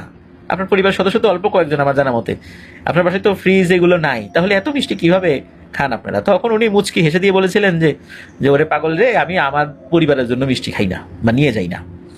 তো আমার পরিবারের লোকজন মিষ্টি এমনিতেও কম খায়, আমি মূলত আমার জিনদেরকে উপহার হিসাবে এগুলো দেই, ওরা মিষ্টি খেতে খুব পছন্দ করে। মূলত ওই যখনই উনি কোনো সমস্যার সমাধান করতেন তখন জিনদেরকে মিষ্টি মুখ করাতেন। জিনরা কোনো টাকা পয়সা বা এই টাইপের কোনো কিছু এই বিষয়গুলোর প্রতি তো তাদের কোনো আগ্রহ ছিল না। তার কাছে তো অনেক ভালো ভালো জিন ছিল, তো তারা কোনো কাজ করলে মানে তারা কিছু চাইতো না। যখন কোনো লোক কিছু হাদিয়া দিত নিজের থেকে খুশি হয়ে, তখন ওই টাকা উনি নিজের পরিবারেও খরচ করতেন না, ওই জিনদের জন্য মিষ্টি কিনে নিয়ে যেতেন। তো এভাবে আর কি মাঝে মাঝে এই হারুন দুলাভাইয়ের দোকান থেকে ওই ইব্রাহিম হুজুর মিষ্টি কিনে নিয়ে যেতেন। সেখান থেকে ইব্রাহিম হুজুরের সাথে একটা ভালো সম্পর্ক আর কি। ইব্রাহিম হুজুর অন্য কোনো দোকানে বসে চা খেতেন না, এই হারুন দুলাভাইয়ের দোকানে এসে চা খেতেন আর কি। তো সেদিন রাতে খাওয়া দাওয়ার পর হারুন দুলাভাই বাসায় যাওয়ার জন্য বের হয়েছেন। খালিদের বাবা মা হারুন দুলাভাইকে থাকতে বললেও তিনি থাকেন না, যেহেতু তার সকালবেলা দোকান খুলতে হবে। তো দুলাভাই সাইকেল নিয়ে বের হন বাড়ির উদ্দেশ্যে। দুলাভাইয়ের হাতে ছিল ব্যাটারি চালিত একটা লাইট। বেশ ভালোভাবে উনি গ্রামটা পার হয়ে যখন মানাবাড়ি নামক একটা গ্রাম আছে, এই মানাবাড়ি গ্রামে প্রবেশ করেন, তখন থেকে উনি ফিল করতে থাকেন তার পিছু পিছু কেউ আসছে, কিন্তু কয়েকবার পিছনে তাকিয়েও কাউকে দেখতে পান না। হঠাৎ সামনে দেখেন রাস্তা দিয়ে একটি কালো বিড়াল যাচ্ছে। তার দিকে তাকাতে তাকাতে রাস্তা পার হয়ে গেল, তিনি কালো বিড়ালটা চলে যাওয়া স্বাভাবিকভাবেই নিলেন। তো মানাবাড়ি গ্রাম পার হয়ে আরেকটা গ্রাম আছে, তার নাম হচ্ছে তালের তল, বা আরেকটা নাম আছে জুগিদার পাড়। তো সেখানে রাস্তার সাথে একটা বিশাল বিল আছে, বিলের সাথে শ্মশানও রয়েছে। তো তিনি যখন শ্মশানের গেটের সামনে, তখনই আবারও সেই কালো বিড়ালটা শ্মশানের গেট থেকে বের হয়ে তার দিকে তাকিয়ে রাস্তা পার হয়ে চলে যায়। খুব ভয়ঙ্কর একটা চাহনি ছিল ওই সময় বিড়ালটার। আগেরবার চাহনিটা স্বাভাবিক থাকলেও এবার কিন্তু চাহনিটা স্বাভাবিক না। তিনি ভাবলেন হয়তো অন্য কোনো বিড়াল টিড়াল হবে আর কি। তো তিনি এই জায়গা পার হয়ে যখন নাজিম খান বাজারে ঢুকেছেন, বাজারের লোক বলতে তখন তেমন কেউ ছিল না, অনেক রাত হয়ে গেছে। বাজারে কিছু পাহারাদাররা ছিল যারা ডিউটি করে রাতের বেলা। তো তিনি যখন তার দোকানের সামনে এসেছেন, তখনই লক্ষ্য করেন সেই কালো বিড়াল তার দোকানের সামনে বসে আছে আর তার দিকে তাকিয়ে আছে। তিনি আবার একটু ভয়ই পেলেন। তার বাসার সামনেই ছিল, 1 মিনিট লাগবে যেতে। তিনি মেইন রাস্তা ছেড়ে যখন বাড়ির রাস্তায় সাইকেল নামিয়েছেন, তখন কোথা থেকে যেন একটা কথা ভেসে আসলো। কথাটা ছিল এমন, আজ কিছু করলাম না, কিন্তু তুই যদি ওই হুজুরকে নিয়ে আসিস তাহলে তোকে ছাড়বো না, শুধু তোকে না, তোর পুরো পরিবার আমি ধ্বংস করে দিব। ভয়ঙ্কর কণ্ঠে এই শব্দ শোনার পর দুলাভাই ভয় পেয়ে তাড়াতাড়ি বাড়ির ভিতরে ঢুকে যান। দুলাভাই কাউকে কিছু না বলে খাওয়া দাওয়া করে শুয়ে পড়েন। তো ওনার ক্ষুধা লেগে গেছে, যদিও বা সাইকেল চালিয়ে এসেছেন, ওই বাসা থেকে হালকা পাতলা খেয়ে এসেছেন, তারপর আবার ক্ষুধা লেগেছে, কারণ বাড়িতে ভাত রেখে দিয়েছিলেন তার স্ত্রী। উনি খাওয়া দাওয়া করে শুয়ে পড়েছেন। তো পরের দিনও স্বাভাবিকভাবেই কেটে যায়। তো হয় কি, পরের দিন দুলাভাই ইব্রাহিম হুজুরকে নিয়ে খালিদের বাড়িতে আসেন। খালিদের বাবা মা এই ইব্রাহিম হুজুরকে দেখে খুব খুশি হন, ইব্রাহিম হুজুরকে ভালোভাবে আপ্যায়ন করেন। ইব্রাহিম হুজুরও রাফি আপুকে বলেন যে বাইরে নিয়ে আসো, ওকে একটু দেখি। তো ইব্রাহিম হুজুর রাফি আপুকে সবার সামনে বসিয়ে তার মাথায় হাত দিয়ে দোয়া পড়তে থাকেন। হুজুর বলেছিলেন যে জিনের আক্রান্ত রোগীর মাথায় হাত দিয়ে দোয়া পড়লে খুব গরম অনুভূত হয়। যত বেশি গরম হয় তার মানে হচ্ছে ওই রোগীর উপর জিনের আসর তত বেশি। মূলত কিছুক্ষণ পরে জিন হাজির করার প্রক্রিয়া শুরু হয়। বেশ কিছুক্ষণ পর হুজুর জিন হাজিরে সক্ষম হন। জিন এসেই বলতে থাকে, এই এত ডাকিস কেন? হ্যাঁ, বিরক্ত লাগে না? বলছি আমাকে খুব বিরক্ত করছিস তোরা। আর খালিদের বাবার দিকে তাকিয়ে ওই রাফিয়াপুর সরিয়ে থাকা ওই জিনটা বলতে থাকে, এই বেটা, কত হুজুর কবিরাজ নিয়ে আসবি, আয়, আমি তোর মেয়েকে নিয়ে যাব, মানে নিয়ে যাব, তোদের যা করার করে নেই। তখন ইব্রাহিম হুজুর বলেন, এই বেটা, তুই আমার সাথে কথা বল, তুই কেন এই মেয়েকে এত কষ্ট দিচ্ছিস? কি করেছে তোর? এই প্রশ্নের উত্তর জিনের মুখে একটাই কথা, আমি তো এত কথার উত্তর দিতে পারবো না, আর তোর কথার উত্তর দিতে আমি বাধ্যও না। আমি একে নিয়ে যাবো মানে নিয়ে যাবো, এটাই আমার কথা। আর এই হুজুর, তুই এর মধ্যে আসিস না, তুই ভালো মানুষ, তুই ভালো ভালো কাজ কর, তুই আমার সাথে শত্রুতা বাড়াস না, তুই ভালো মতো এই কাজ ছেড়ে দিয়ে বাড়ি ফিরে যা, তোকে আমি বিরক্ত করবো না। কিন্তু তুই আমার পথে বাধা হয়ে দাঁড়ালে তোকেও আমি কিন্তু মেরে ছাড়বো, আমার হাত থেকে তুইও বাঁচবি না। তুই কত বড় হুজুর হয়েছিস, তোর মতো হুজুরে আমি 2 পয়সা দিয়েও গুনি না। এই টাইপের অবমাননাকর কথা ইব্রাহিম হুজুরকে বলতে থাকে। ইব্রাহিম হুজুর খুব বুজুর্গ এবং সম্মানী একজন মানুষ, তো এই ধরনের কথাবার্তা শোনার পর স্বাভাবিকভাবেই তো উনি বিরক্ত হবেনি। তো ইব্রাহিম হুজুর ওনার জায়গা থেকে অনেক চেষ্টা করেন মানানোর জন্য, কিন্তু না, জিন রাজি হয় না। তখন ইব্রাহিম হুজুর বিরক্ত হয়ে বলে ওঠে, তাহলে তোকে বন্দি করা ছাড়া আমার আর কোনো উপায় নাই রে। তখন জিনটা হেসে ওঠে আর বলে, বন্দি? তুই বন্দি করবি আমাকে? আচ্ছা কর, দেখি তুই কিভাবে করিস, কোন প্রক্রিয়ায় করিস, কর। হুজুর জিনটাকে বন্দি করার জন্য তার ব্যাগ থেকে একটি কাঁসার ঘটি বের করেন এবং দোয়া কালাম পড়তে থাকেন। কিন্তু বারবার দোয়া কালাম পড়েও যখন কোনো লাভ হচ্ছিল না, তখন জিনটা হেসে বলে ওঠে, কিরে হুজুর, তোর ক্ষমতা শেষ? এত তাড়াতাড়ি শেষ হয়ে গেল? তোর বিদ্যা এত তাড়াতাড়ি শেষ? এই কথা বলার পর জিনটা বলে ওঠে, আর মাত্র 7 দিন, এই 7 দিনের ভিতরে এই মেয়েটাকে আমি নিয়ে যাব, তোরা যা করার করে না। এই হুজুর, তোর যত বিদ্যা আছে তুই সব প্রয়োগ কর, তোর যত চেলা আছে সবগুলোকে আমার পিছনে লাগা, সব তোর চেলাগুলোকে আমার কাছে পাঠাই দিস, দেখবো নে কার গায়ে কত জোর। এই বলে জিনটা চলে যায়। মূলত ওই ইব্রাহিম হুজুরের কাছে তো আরো অনেক ভালো ভালো জিন ছিল, শক্তিশালী জিন ছিল, তো ওদেরকে উদ্দেশ্য করে কথাগুলো বলে যায়। হুজুর কিন্তু মনে মনে খুব অবাক হন, কারণ হলো এই প্রথম উনি কোনো জিনকে বন্দি করতে পারলেন না। ওনার বাবা ইদ্রিস হুজুর, উনি যখন জীবিত ছিলেন, উনিও খুব ভালো মানের একজন আলেম ছিলেন, বুজুর্গ ব্যক্তি ছিলেন, উনিও এই টাইপের অনেক চিকিৎসা করেছেন, ওনার বাবার কাছ থেকে উনি এগুলো শিখেছেন আর কি। তো জিনদেরকে বন্দি করার জন্য জিনদের উপরে বেশ কিছু রুকিয়া করতে হয়, এটা জিনদের জন্য খুব কষ্টদায়ক। অদ্ভুত ব্যাপার হলো, উনি যেই রুকিয়াগুলো জিনদের উপর করছিলেন, একটাও ওই জিনের উপর কাজ করছিল না, কোনো না কোনোভাবে ওই জিনটা এগুলো কাটিয়ে দিচ্ছিল। মূলত এটাতেই উনি অবাক হয়েছেন যে ঘটনা কি, এরকম তো হওয়ার কথা না। তো খালিদের বাবা ইব্রাহিম হুজুরকে জিজ্ঞেস করেন, হুজুর কি হয়েছে? জিজ্ঞেস করলে হুজুর তাদের বলেন, এই জিনটা অনেক শক্তিশালী একটি জিন, একে বন্দি করা বা তাড়ানো সম্ভব না।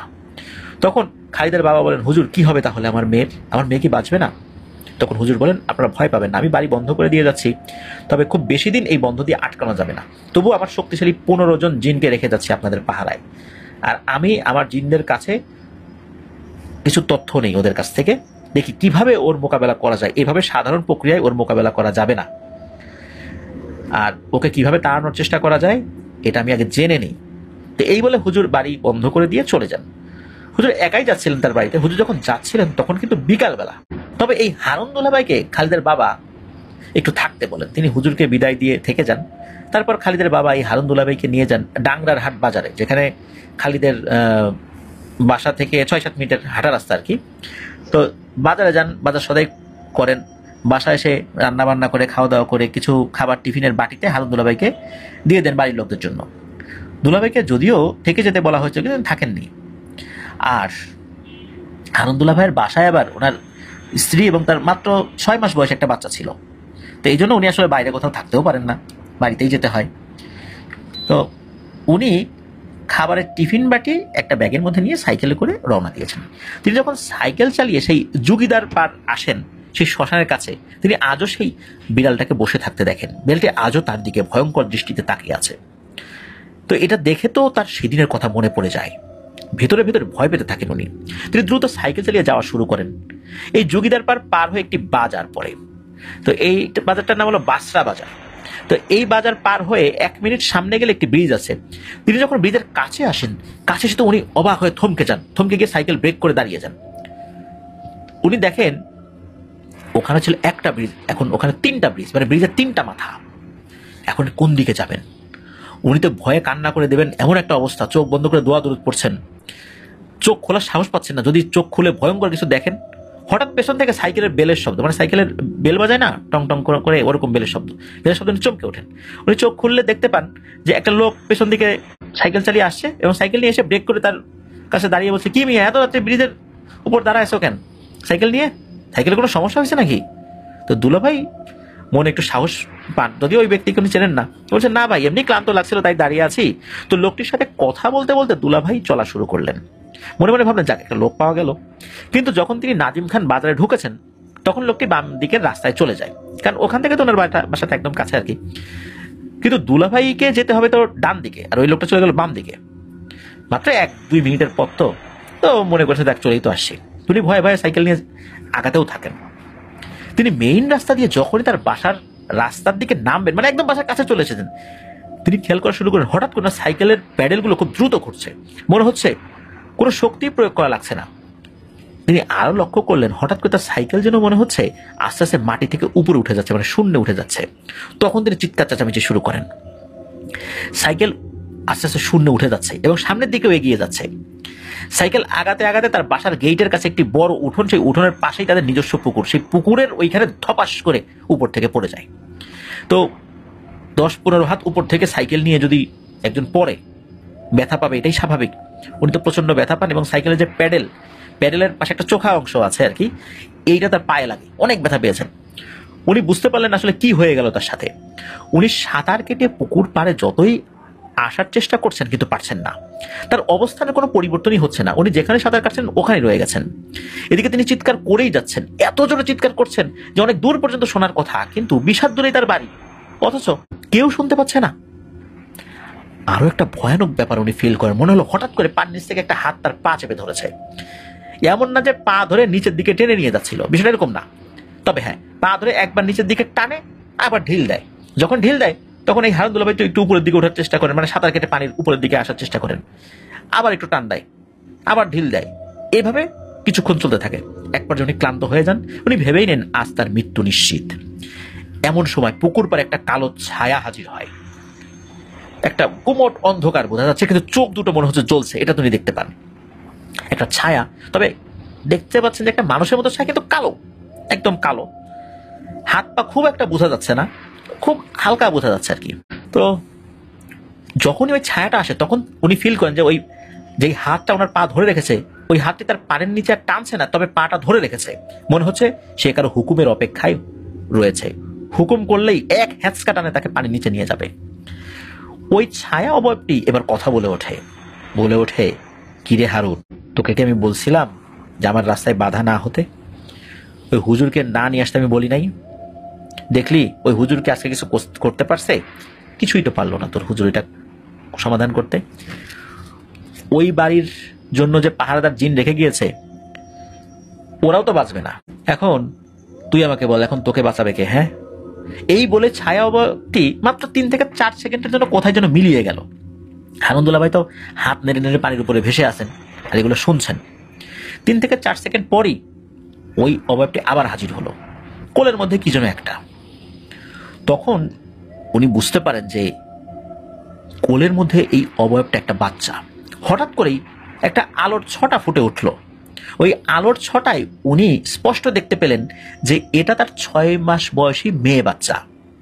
এটা দেখে তো উনি আর ধৈর্য ধরে রাখতে পারেননি। উনি ওই অবস্থাতেই বলছেন যে আমার ওইটুকু বাচ্চা কি করেছে তোমার? দোহাই লাগে, আল্লাহর দোহাই লাগে, আমার যা খুশি তাই করো, বাচ্চাটাকে কিছু করো না, আমার নিষ্পাপ বাচ্চাটাকে কিছু করো না। তখন ওই অবয়বটি বলে, আচ্ছা যা, মারবো না তোর বাচ্চাকে, তুই আর ওই বাড়িতে যাবি না কোনো কবিরাজকে নিয়ে। তখন দুলাভাই বলে, আচ্ছা যাবো না, আমার মেয়েটাকে ছেড়ে দাও। তখন 2 থেকে 3 সেকেন্ড সর্বোচ্চ মনে হলো হঠাৎ করে ওই ছায়াটা মিলিয়ে গেল, আবার চলে আসলো এবং চলে আসার পর বলল, যা ছেড়ে দিলাম। কিন্তু মনে রাখিস, মানুষ কিন্তু বিশ্বাসঘাতক জাতি, কথা দিয়ে কথা রাখে না। কিন্তু তুই যদি এমন ভুলেও করিস, বিশ্বাসঘাতকতা করার চেষ্টা করিস, তাহলে কিন্তু এই পুকুরেই তোকেও চুবাই মারবো, তোর মেয়ে, তোর বউ, তোর পরিবারের যারা যারা আছে সবগুলোকে এই পুকুরে চুবাই মারবো, মনে রাখিস। এই বলে জিনটা হঠাৎ করে গায়েব হয়ে যায়। আর ওদিকে পানির ভিতরে থাকা হাতটিও মনে হলো তাকে ছেড়ে দিল। উনি তো তাড়াতাড়ি করে পাড়ে উঠে এসেছেন, উনি দৌড়ে বাড়িতে ঢুকে গেছেন। তার স্ত্রী তাকে জিজ্ঞেস করে, তোমার এই অবস্থা কেন, শরীর ভেজা কেন, আর তোমার পা বেয়ে রক্ত পড়ছে কেন? তখন এই হারুন্দুল্লাহ ভাই লুঙ্গিটা একটু উঁচু করে দেখতে পান যে ওই যে প্যাডেল লেগেছিল পায়ে, ওখান থেকে কেটে রক্ত পড়ছে। তার স্ত্রী একটা কাপড় এনে ওখানে একটু ওই রক্তগুলো মুছে দিয়ে, মানে ঘরে যেই ট্রিটমেন্ট ছিল সেগুলো করার চেষ্টা করেন।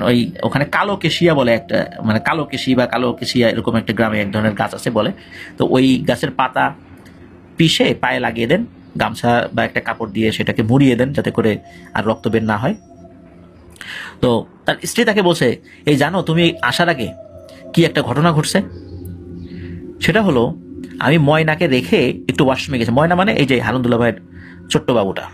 তো ময়নাকে রেখে ওয়াশরুমে গেছিলাম, এসে দেখি বিছানায় ময়না নাই। আমি তো চারদিকে খুঁজতে থাকি, ভাবছি হয়তো বা খাটের নিচে পড়ে গেছে। খাটের নিচেও খুঁজি, কিন্তু ময়নাকে পাই না। ময়না কোথায় গেল ভাবতে ভাবতে হঠাৎ মনে হলো একটা দমকা হাওয়া পেছন দিক দিয়ে বয়ে গেল। তখন দেখলাম ময়নার রাখার জন্য যে দোলনাটা আছে সেই দোলনাটা একবার দুলে উঠলো। ওখানে দেখে ময়না ঘুমাচ্ছে দোলনায়, কিন্তু আমি তো ময়নাকে বিছানায় ঘুম পাড়িয়ে রেখে গিয়েছিলাম। দুলাভাই তো জানেন যে আসলে কি হয়েছে ঘটনা। তখন দুলাভাই বলেন, আরে ও কিছু না, তুমি তো ময়নাকে দোলনায় রেখে গেছো, তোমার মনে নাই।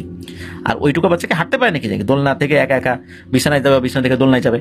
তখন ওর সে জিজ্ঞেস করেন, আচ্ছা এত রাতে তোমার কাপড় চোপড় সব ভেজা কেন, আর পা কেটে গেল কিভাবে? তখনই মজা করেই বলেন যে, আরে তোমার বাবার বাড়িতে চুরি করতে ঢুকছিলাম, এই জন্যই তারা টের পেয়ে গেছিল জামাই মানুষ চুরি করতে ঢুকছি, দেখে ফেললে তো মানিজ্য চলে যাবে, এই জন্য দ্রুত বের হইতে যায়, পা কেটে গেছে। তো এটা নিয়ে আসলে মজা করছেন আর কি। তো স্বামী স্ত্রী দুজনই এটা নিয়ে একটু হাসাহাসি করেন।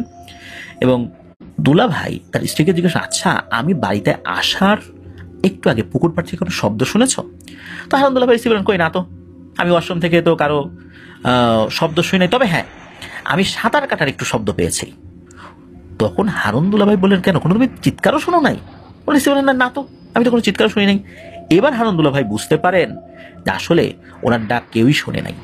দুলাভাই আসলে এই বিষয়টি বলতে চাচ্ছিলেন না, কারণ ওনার স্ত্রী সারাদিন বাড়িতে একা থাকেন, আর দুলাভাই রাত করে দোকান বন্ধ করে বাড়িতে ফেরেন, এগুলো বললে ভয় পাবেন, তাই তিনি চেপে গিয়েছিলেন। পরের দিন সকালবেলা তিনি দোকান খোলেন, খুব উদাস ছিলেন। তিনি কি করবেন মাথায় কাজ করছিল না। এদিকে জিনকে দেয়া কথা, আর ওইদিকে এই রাফিয়া আপুর প্রাণ বাঁচাতে হবে, তার প্রাণ সংশয়। বাধ্য হয়ে এক পর্যায়ে ঠিক করলেন তিনি এই খালিদ ভাইদের বাড়িতে যাবেন না। কিন্তু হুজুরের কাছে গেলে তো সমস্যা নেই, জিনের সাথে চুক্তি হয়েছিল খালিদদের বাড়িতে না যাওয়ার, হুজুরের কাছে না যাওয়ার তো কোনো চুক্তি হয়নি। তিনি দোকানে এলাকার এক ছেলেকে বসিয়ে রেখে রওনা দিলেন হুজুরের বাড়ি। তিনি হুজুরের বাড়ি গিয়ে দেখলেন হুজুর কোরআন তেলাওয়াত করছেন। তিনি কিছুক্ষণ বসেই রইলেন, কোরআন পড়া থামিয়ে হুজুর মুচকি হেসে, মানে এই ইব্রাহিম হুজুর জিজ্ঞেস করেন হারুন ভাইকে, কি হারুন মিয়া, কাল কয়টা ব্রিজ দেখছো? এই কথা শুনে তো হারুন্দুল্লাহ ভাই বেশ অবাক, হুজুর কিভাবে জানলো এই কথা? তো ইব্রাহিম হুজুরকে জিজ্ঞেস করেন, হুজুর আপনি কিভাবে জানলেন? তখন ইব্রাহিম হুজুর বলেন, কাল তুমি যখন ওই বাড়ি থেকে বের হয়ে নিজের বাড়ি থেকে রওনা দিয়েছিলা, তখন আমার পাহারাদার জিনেরা ভাবে যে রাস্তায় তোমার সাথে সমস্যা হতে পারে, তাই একটি জিন তোমার পিছু পিছু আসছিল। কিন্তু রাফিয়া আপুকে ধরা বা রাফিয়াকে ধরা জিনটা তোমার দৃষ্টি ভ্রম করে দেওয়ার ফলে তুমি 3টা ব্রিজ দেখতে পেয়েছিলা। তখন আমার জিনটি মানুষ রূপে এসে তোমাকে ওই ভ্রম থেকে বের করে বাজার পর্যন্ত রেখে আসে। তো এই ব্যাপারে তথ্য দেয় যে তুমি এরকম এরকম সমস্যায় পড়ছিলাম। এরপরে ও চলে যায়, যেহেতু ও আর একটা জায়গায় পাহারার দায়িত্বে ছিল, বেশিক্ষণ না থাকলে সমস্যা হতে পারে। তখন এই হারুন্দুল্লাহ ভাই তার পা দেখে বলেন, এই দেখেন কি হয়েছে। তখন ওই যে সাইকেলের সাথে, মানে সাইকেল নিয়ে পড়ে যাওয়া, তারপর পুকুরের ভিতরে তার ডুবে যাওয়া, মানে ডিটেলস ঘটনাটা উনি বলেন। মানে এই যে নাজিম খান বাজার থেকে তার বাসা পর্যন্ত যা যা হয়েছে। হুজুর এটা শুনে খুব অবাক হন এবং বলেন যে, এই বেটা তো খুব বদ, সারা রাস্তায় কিছু করলো না, তোমার বাড়ির সামনে এসে এমনটা করলো। বেটার ব্যবস্থা করতেই হবে দেখছি। তুমি আর কয়েকদিন ওদের বাড়িতে যেও না, যেহেতু জিনকে কথা দিয়েছো। আমি তো রাস্তা চিনে নিয়েছি, আমি একা একাই যাবো, সমস্যা নেই। আর তুমি দাঁড়াও, তোমাকে আমার কিছু দেয়ার আছে। এরপর হুজুর ঘরের ভিতর থেকে এক পলিথিন বালু এনে তাকে দিয়ে বলেন, এটি তোমার বাড়ির চারদিকে ছিটিয়ে দেবা। আর ভয় পেও না, তোমার মেয়েকে আর স্ত্রীকে পাহারা দেওয়ার জন্য, আমার বাড়ি পাহারা দেওয়ার জন্য যে কয়েকটা জিন আছে, এই 4টা জিনের মধ্যে থেকে একজনকে দিচ্ছি। এবার তুমি যাও, আমার অনেক কাজ রয়ে গেছে, তো দুলাভাই তো বাড়িতে আসেন, বালুগুলো ছিটিয়ে দেন, তারপর দোকানে বসে পড়েন। আর এদিকে হঠাৎ রাফিয়াপুর বুকে আবারও ব্যথা শুরু হয়ে যায়। আগের বার থেকে এবার ব্যথা যেন আরো ভয়াবহ। বাড়ি পাহারা দেওয়া জিনগুলো আসলে কিছু বুঝতে পারে না যে এখানে তো কোনো খারাপ জিন নাই, ওই ইসাসাও নাই, তাহলে এই রাফিয়াপুর বুকে ব্যথা কেন হচ্ছে? তখনই এক জিন হুজুরকে এই বিষয়ে জানান। তো হুজুর জিনকে বলেন, তোমরা পাহারায় থাকো, আর খারাপ জিনটি যদি প্রবেশ করার চেষ্টা করে তাহলে তাকে যদি খুনও করতে হয় তাহলে দ্বিতীয়বার আমার অনুমতির জন্য তোমরা ভাববা না। এই বলে ওই জিনগুলোকে বিদায় দিয়ে দেয়। তো এই যে টেলিভিশনের ছোট ছোট যে ব্যাপারগুলো এর কাছে ওর কাছে, এগুলো কিন্তু এক জায়গায় সাজানো হয়েছে। তো যাই হোক এই ধরনের ইনস্ট্রাকশন দিয়ে হুজুর ওই জিনটাকে বিদায় দেন। সেদিন রাত্রে হুজুর খেয়ে দিয়ে শুয়ে পড়ার প্রস্তুতি নিচ্ছেন, হঠাৎ বাইরে থেকে এক চিৎকার। হুজুর বের হয়ে দেখেন ভয়ঙ্কর একটা ব্যাপার। তিনি তারই পরিচিত এক জিন, যার নাম হচ্ছে হাশেম, এই হাশেমকে দেখতে পান। তার চিৎকার শুনে মূলত বের হয়ে হাশেমকে দেখতে পেয়ে উনি আতঙ্কিত হন, ভয়ও পান। কারণ হলো হাশেমের সাদা পাঞ্জাবি রক্তে লাল হয়ে আছে। অনেকে বলতে পারেন জিনদের রক্তও কি আসলে লাল? ঘটনা অনুযায়ী এরকমটাই আমরা বুঝতে পারি।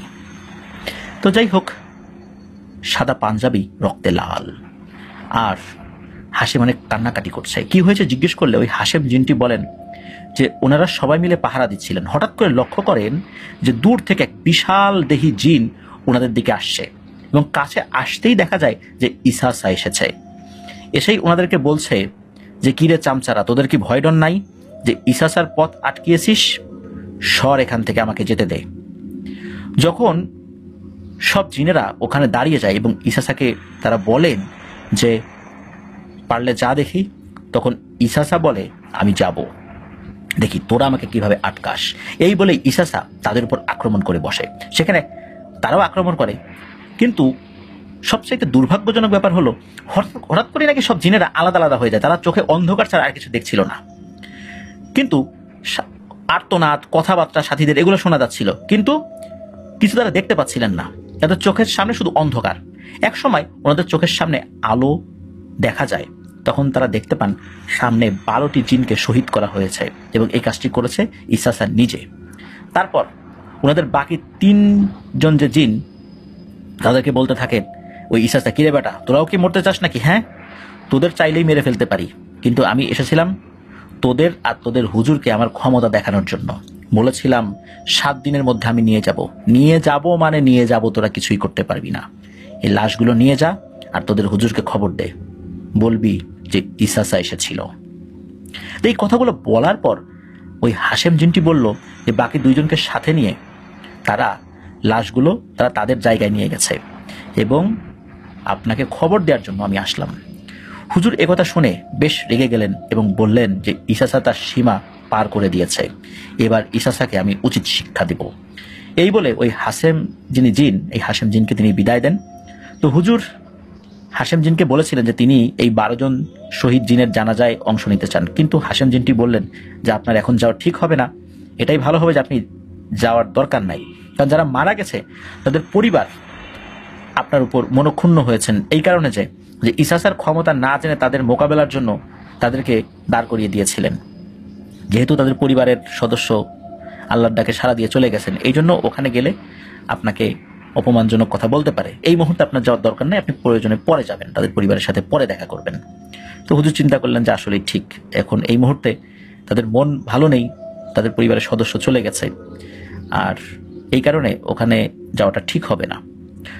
তো উনি আর ঘুমাতে গেলেন না, উনি যে মসজিদে ইমামতি করতেন সেই মসজিদে যান, 2 রাকাত নফল নামাজ আদায় করেন এবং ওই 12 জন শহীদ জিনদের জন্য আল্লাহর কাছে দোয়া করেন। আর ওনার আন্ডারে কিন্তু বা ওনার পরিচিত বেশ অনেকগুলো শক্তিশালী জিনের তথ্য ওনার কাছে ছিল, যাদেরকে সময়ে সময়ে প্রয়োজন ভেদে উনি ডাকতেন। তো এর মধ্যেই একজন শক্তিশালী তথ্য সংগ্রহকারী জিনকে ডাকেন। সে জিন আসেন তার কাছে, জিন এসেই হুজুরকে সালাম দেন, এবং ওই জিনটার নাম ছিল নাকি হুদা।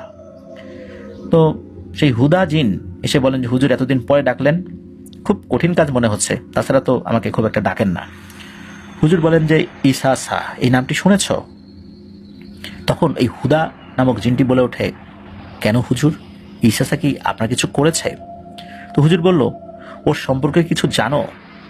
তখন হুদা নামক ওই জিনটি বলেন, ও যে কোথায় থাকে, কি করে, এটা আমি কেন, অনেক বড় বড় জিনেরাও জানে না। জিনেরা তার কাছে যেতেও ভয় পায়। তবে আমি চেষ্টা করব ওর ব্যাপারে খোঁজ খবর নেয়ার, আর আমি কাল রাতের মধ্যে আপনাকে তথ্য এনে দেওয়ার চেষ্টা করব। এই বলে জিনটি আর বিলম্ব না করে ওখান থেকে চলে যান। হুজুর বাড়িতে চলে আসেন আর ভাবতে থাকেন, এই ইসাসা কেন এই রাফিয়ার ক্ষতি করবে।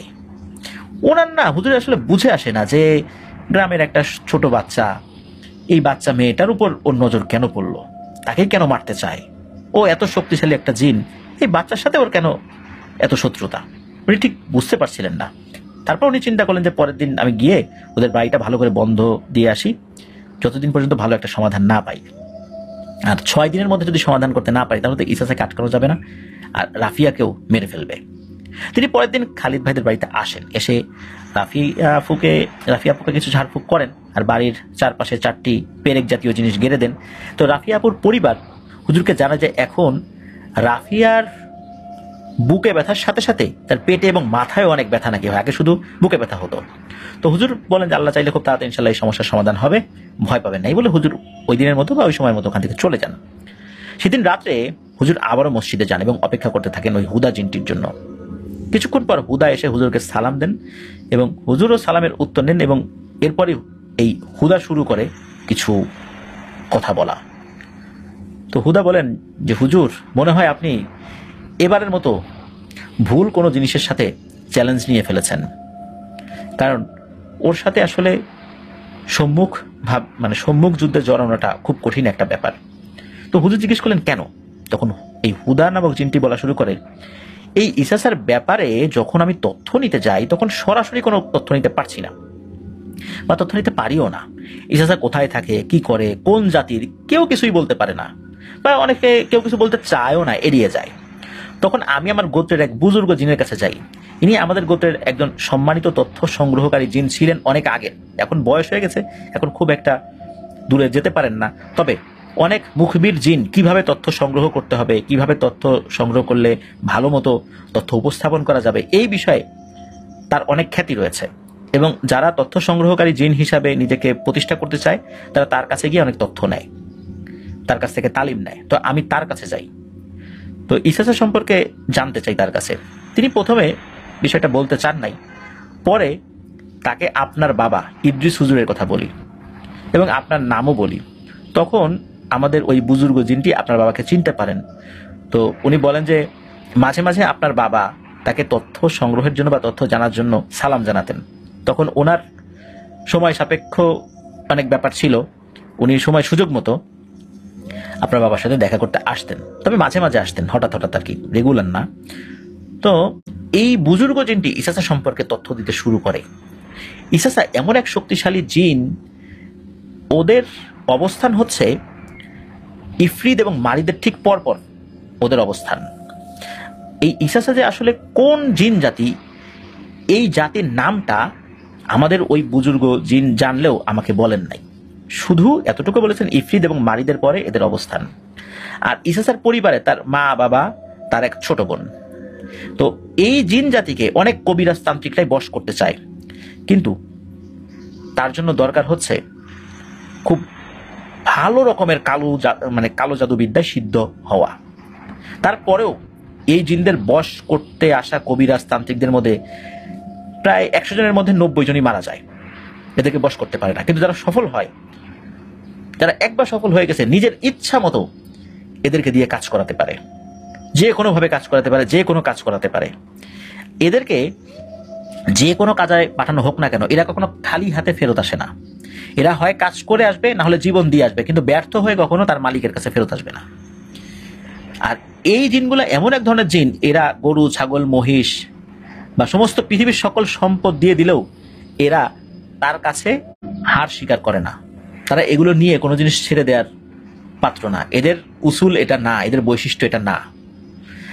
এই ইসাসার মা বাবাকে একজন ভয়ঙ্কর তান্ত্রিক বশ করে ফেলে, আর ইসাসার মা বাবাকে দিয়ে বিভিন্ন ধরনের কঠিন কঠিন কাজ করাতে থাকে। ইসাসার মা বাবা মুক্তি চাইলে তান্ত্রিক বলতো মুক্তি দেব, এই কাজটা করে হয়, কিন্তু ওই কাজটা করার পরে তাদেরকে মুক্তি দেয় না। তান্ত্রিক কাজ শেষে এদেরকে পিতলের কলসে বন্দি করে রাখতো, যখন দরকার হতো বাইরে বের করে কাজ করিয়ে আবার বন্দি করে ফেলতো। এমন ভাবে এই দুইজনকে বশ করেছিল। এইভাবে একদিন ওই তান্ত্রিক কবিরাজ এক কাজে বের হয়, কিন্তু আর ফেরে না। পরে খবর নিয়ে জানা যায় সেই কবিরাজ নাকি কোনো আরেকজন জিন সম্রাটকে বন্দি করতে গিয়ে মারা গিয়েছিল। কিন্তু এই ইসাসার মা বাবা তো ওই কলেজেই বন্দি, এবং বন্দি করে কোথায় কিভাবে রেখে দিয়েছে এটা অন্য জিনেরাও জানে না। যার ফলশ্রুতিতে ইসাসাও তার মা বাবাকে কখনোই মুক্তি দিতে পারেনি। আর এইদিকে ইসাসার যে বোনটা রয়েছে, জন্মগতভাবে সে কম বুদ্ধিমান এবং দুর্বল। যেমন মানুষদের মধ্যে প্রতিবন্ধী টাইপের মানুষ থাকে, ও ঠিক তেমন। একদিকে মা বাবা নেই, অন্যদিকে বোনের এই অবস্থা। তার উপর গোত্রের অনেকেই ইসাসাকে নিয়ে ঠাট্টা মজা করত, তার মা বাবা নাই, এতিম, আবার বোন প্রতিবন্ধী। এতে করে ইসাসার খুব রাগ হতো তার নিজের গোত্রের জিনদের উপরে। সে তার মা বাবাকে নিয়ে, তার নিজেকে নিয়ে এবং তার বোনকে নিয়ে কোনো মজা সহ্য করতে পারত না। কিন্তু তার গোত্রের লোকেরা মজা থামাতও না। ইসাসার মনের মধ্যে ক্ষোভ রাগ বাড়তে থাকে, সে নিজের গোত্রকে ঘৃণা করা শুরু করে। এদিকে তার মা বাবাকে খোঁজার চেষ্টা করলেও কোনো হদিসই পায় না। ইসাসা সন্ধান শুরু করে জিনদের ভেতরে কালো জাদু ভালো জানে এরকম কারা আছে। এমন একজন জিনকে পেয়েও যায়। জিনের কাছে কালো জাদু শিখতে চাইলে সেই জিন সহজে রাজি হয় না। জিন বলে, তুমি অন্য জাতির, অন্য গোত্রের, আমি আমার নিজের গোত্র বা জাতি ছাড়া কাউকে জাদু শিখাই না। কিন্তু ইসাসা তো নাসর বান্দা, ওই জিনের পিছু লেগেই থাকে। অনেক পরে গিয়ে ওই জিনটা রাজি হয় ইসাসাকে জাদু শেখাতে। তখন কিছু শর্ত দিয়ে দেয় ওই জিনটি, বলে যে আমি যেহেতু প্রতিজ্ঞা করেছি আমি আমার গোত্র ছাড়া কাউকে শেখাবো না এই কালো জাদু, তাহলে তোমাকে তোমার গোত্র ত্যাগ করতে হবে, তুমি যে ধর্ম করো সেটাও ত্যাগ করতে হবে, শয়তানি ধর্মের অনুসারী হতে হবে। এগুলো যদি পারো তাহলে আমি তোমাকে জাদু শেখাতে রাজি আছি। ইসাসা রাজি হয়ে যায়। তবে ইসাসা কিভাবে কি পদ্ধতিতে কালো জাদু শিখেছে সেটা ওই বুজুর্গ জিন বলতে পারেনি। আস্তে আস্তে সময়ের ব্যবধানে এবং প্রবল ইচ্ছা শক্তি থাকার কারণে শয়তানি জাদুতে এই ইসাসা সিদ্ধ হয়ে ওঠে। আর এরপরই সে শুরু করে প্রতিশোধ নেয়া। মূলত তার আসল ক্ষোভ ছিল তার নিজের গোত্রের জিনদের উপরে। সে তার গোত্রের জিনদেরকে একে একে হত্যা করতে শুরু করে। যারাই বিভিন্ন সময় তাকে উপদ্রব করেছে, কটু কথা শুনিয়েছে, তাদেরকে হত্যা করত। এভাবে হত্যা করতে করতে তার হাত একদম পাকা হয়ে ওঠে। এদিকে হত্যা করতে করতে হাত পাকা, ওদিকে কালো জাদুতেও তার হাত পাকা। ফলশ্রুতিতে অনেক জিনদের সর্দারও ইসাসার নামে ভয়ে কেঁপে উঠত। ইসাসা জিন সমাজ থেকে বিতাড়িত একটা জিন, কিন্তু মূলত এই ভয়ঙ্কর কালো জাদুতে সিদ্ধ হওয়ার কারণে সে নিজের মতো করে এইভাবে বিভিন্ন গোত্র থেকে বিতাড়িত পিশাচ সম্প্রদায়ের জিনদেরকে নিয়ে একটি দল গঠন করে। আর তার এই বোনকে দিয়ে তো আসলে কোনো কাজ করানো সম্ভব না, সে তো দুর্বল প্রতিবন্ধী টাইপের, আর তাকে জাদু শেখানো সম্ভব না। এমনিতে সে যতটুকু শক্তিশালী ছিল ওইটুকুই। আর ইসাসা বিভিন্ন সময়ে অনেক শক্তিশালী জিনদেরকেও তার কাছে বশ্যতা স্বীকার করতে বাধ্য করত। আবার অনেক জিনেরা ইসাসার কাছ থেকে একটু শিক্ষা পাওয়ার আশায় তার পিছনে পিছনে ঘুরে তার হুকুম তামিল করে। এইভাবেই কেটে যাচ্ছে যুগের পর যুগ, শত শত বছর। আর ইসাসার মৃত্যু খেলা এভাবেই চলতে থাকে। যখনই কোনো জিন বিদ্রোহ করে ইসাসার বিরুদ্ধে, তাকেই হত্যা করে। কেউ তার বিরুদ্ধে বিদ্রোহ করে টিকে থাকতে পারেনি। এভাবেই জিন সমাজের মধ্যে এক আতঙ্কের নাম হয়ে ওঠে ইসাসা। ইসাসার তার যে শক্তিটা ছিল, এই শক্তিটা ধরে রাখার জন্য প্রতি এক যুগ পর, অর্থাৎ 12 বছরে একজন করে নাবালিকা মেয়েকে শয়তানের নামে বলি দিতে হতো। এবং যেই মেয়েগুলোর জন্মর তারিখটা বিভিন্ন লগ্ন এবং তিথি মেনে মিলে যায়, শুধু সেই মেয়েটাকেই বলি হিসাবে নেয়, অন্য কোনো মেয়েকে বলি হিসাবে নেয় না। আর ইসাসার সাথে সরাসরি শয়তানের যোগাযোগ আছে বলে ধরে নেওয়া হয়। শয়তানকে খুশি করতে এই কাজগুলো করে। আর প্রতি 12 বছরে যদি এই ধরনের কোনো মেয়েকে বলি না দেওয়া হয়, তাহলে তার যে জাদুবিদ্যা রয়েছে এগুলো নাকি আর কাজ করবে না। আর প্রত্যেকটা মেয়েকে মারার আগে সে 21টি বান মারে, 20টি বান মারে দূর থেকে, এবং 21 নম্বর বানটি মারে ঠিক বলির আগের দিন। আর এভাবেই শত শত বছর ধরে সে বহু সংখ্যক নিরীহ নাবালিকা মেয়েদেরকে হত্যা করেছে। কত মায়ের বুক যে খালি করেছে সেটা শুধু আল্লাহই জানেন। আর ইসাসা যদি কাউকে ধরে একবার, তার বাঁচার কোনো তথ্য পাওয়া যায় না। তাকে মেরে ফেলেছে এই তথ্যই পাওয়া যায়। এখন ইসাসার হাত থেকে বাঁচার একটাই উপায়, ইসাসাকে হত্যা করা। আর ইসাসাকে দুনিয়ার সকল সম্পদ দিলেও সে সেটা ছেড়ে যাবে না, কারণ তার ক্ষমতা টিকিয়ে রাখা বলে কথা। এখানে সম্পদের ব্যাপারটা তার কাছে তুচ্ছ, তার কাছে তার ক্ষমতাটা টিকিয়ে রাখতে হবে। আর নির্দিষ্ট সময়ের মধ্যে যদি ওই বলিটা দিতে না পারে, তাহলে তার সমস্ত ক্ষমতা আর থাকবে না, এই জাদুর ক্ষমতা নষ্ট হয়ে যাবে। সব কথা ইব্রাহিম হুজুর মনোযোগ দিয়ে শোনেন এই হুদা নামক জিনটির কাছ থেকে। সব কথা শোনার পর হুজুর হতাশ হয়ে পড়লেন। হুদা জিনটি বলল, হুজুর এবার মনে হয় হেরেই যাবেন ইসাসার কাছে, কারণ এমন জিন কোথায় পাবেন যে ইসাসাকে হত্যা করার ক্ষমতা রাখে? কারণ তার সামনে দাঁড়াতে বড় বড় জিনরাই ভয় পায়, আর ও এমনভাবে কালো জাদু প্রয়োগ করে, এমন মারণ বান মারে জিনদের উপরে যে জিনেরা তার সামনে টিকতে পারে না, সবাইকে হার মানতে হয়।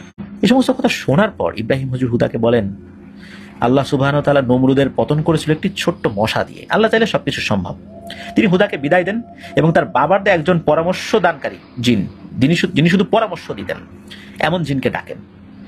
এই জিন একসময় তার বাবার কাছে ছিলেন। তার বাবা তাকে বলেছিলেন, কোনো কাজের সমাধান না জানলে ইনাকে ডেকো, ইনি আমাকেও অনেক তথ্য দিয়ে সাহায্য করেছেন, তোমাকেও ইনশাল্লাহ করবেন। তো ইব্রাহিম হুজুর তাকে বেশ কয়েকবার ডেকেছেন, বিভিন্ন সময় সাহায্য নিয়েছেন বটে। এই জিনটির বয়স নাকি 2000 বছরেরও বেশি। তার নাম হচ্ছে আব্দুল কাদের। তো তিনি জিনটিকে ডাকার সাথে সাথে জিনটি হাজির হয়ে সালাম বিনিময় করেন এবং হুজুর বলার আগে জিনটি বলেন, আমি বুঝেছি আপনি কি বলতে চাচ্ছেন।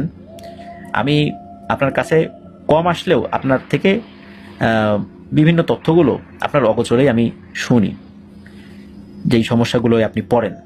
আমি নতুন করে কিছু বলবো না আপনাকে, আমি শুধু একটা কথাই বলবো যে আপনি কি সুলতানকে ভুলে গেছেন? আপনার বাবা সুলতানের কথা আপনাকে বলে গিয়েছিল। এই কথা শোনার পর হুজুর তো আগামাথা কিছুই বুঝতে পারেন না যে আচ্ছা উনি কার কথা বলতেছেন, সুলতানটাকে। আসলে ব্যাপারটা হলো যে 15 বছর আগে, মানে এই ঘটনার 15 বছর আগে এই ইব্রাহিম হুজুরের বাবা ইদ্রিস হুজুর উনি ইন্তেকাল করেছিলেন। তো ওই ইদ্রিস হুজুর উনি সুলতান নামক একজন জিনের কথা বলে গিয়েছিলেন, যদি কখনো জটিল কোনো সমস্যায় পড়ো তাহলে সুলতানকে ডেকো, আর খুবই জটিল কোনো সমস্যা ছাড়া মাঝারি ধরনের কোনো সমস্যাতেও সুলতানকে ডাকা যাবে না। ওরা খুব পরহেজগার জিন, সেই সাথে ওরা যোদ্ধা জাতির জিন। ওরা বিভিন্ন সময় জিনদের পক্ষে, ভালো জিনদের পক্ষে এবং ভালোর পক্ষে যুদ্ধ করেই জীবনটা কাটিয়ে দেয়, এবং এভাবে ওরা শহীদও হয়ে যায়। শিক্ষায়, বুদ্ধিতে, শক্তিতে এবং চতুরতায় এই সুলতানের মেলা ভার। লক্ষ জিনের মধ্যে থেকে এরকম সুলতান তৈরি হয় কয়েকটা। সুতরাং এই সুলতানকে ডাকতে হবে। সুলতান আশা করছি এই সমস্যার সমাধান আল্লাহ চাইলে তো করতে পারবে। আর বড় বড় জিন জাতি এই সুলতানের মতো জিনদেরকে খুব সম্মান করে। এরা রাজা না হয়েও রাজার থেকে কম সম্মান ভোগ করে না। আর বিভিন্ন যুদ্ধগুলোতে সেনাপতির দায়িত্ব পালন করার জন্য বিভিন্ন গোত্রের সর্দাররা এই সুলতানের মতো জিনদেরকে ডেকে নেয়। তো যেহেতু সুলতান আপনার বাবার কাছে আসতো, আপনি সুলতানকে ডাকেন।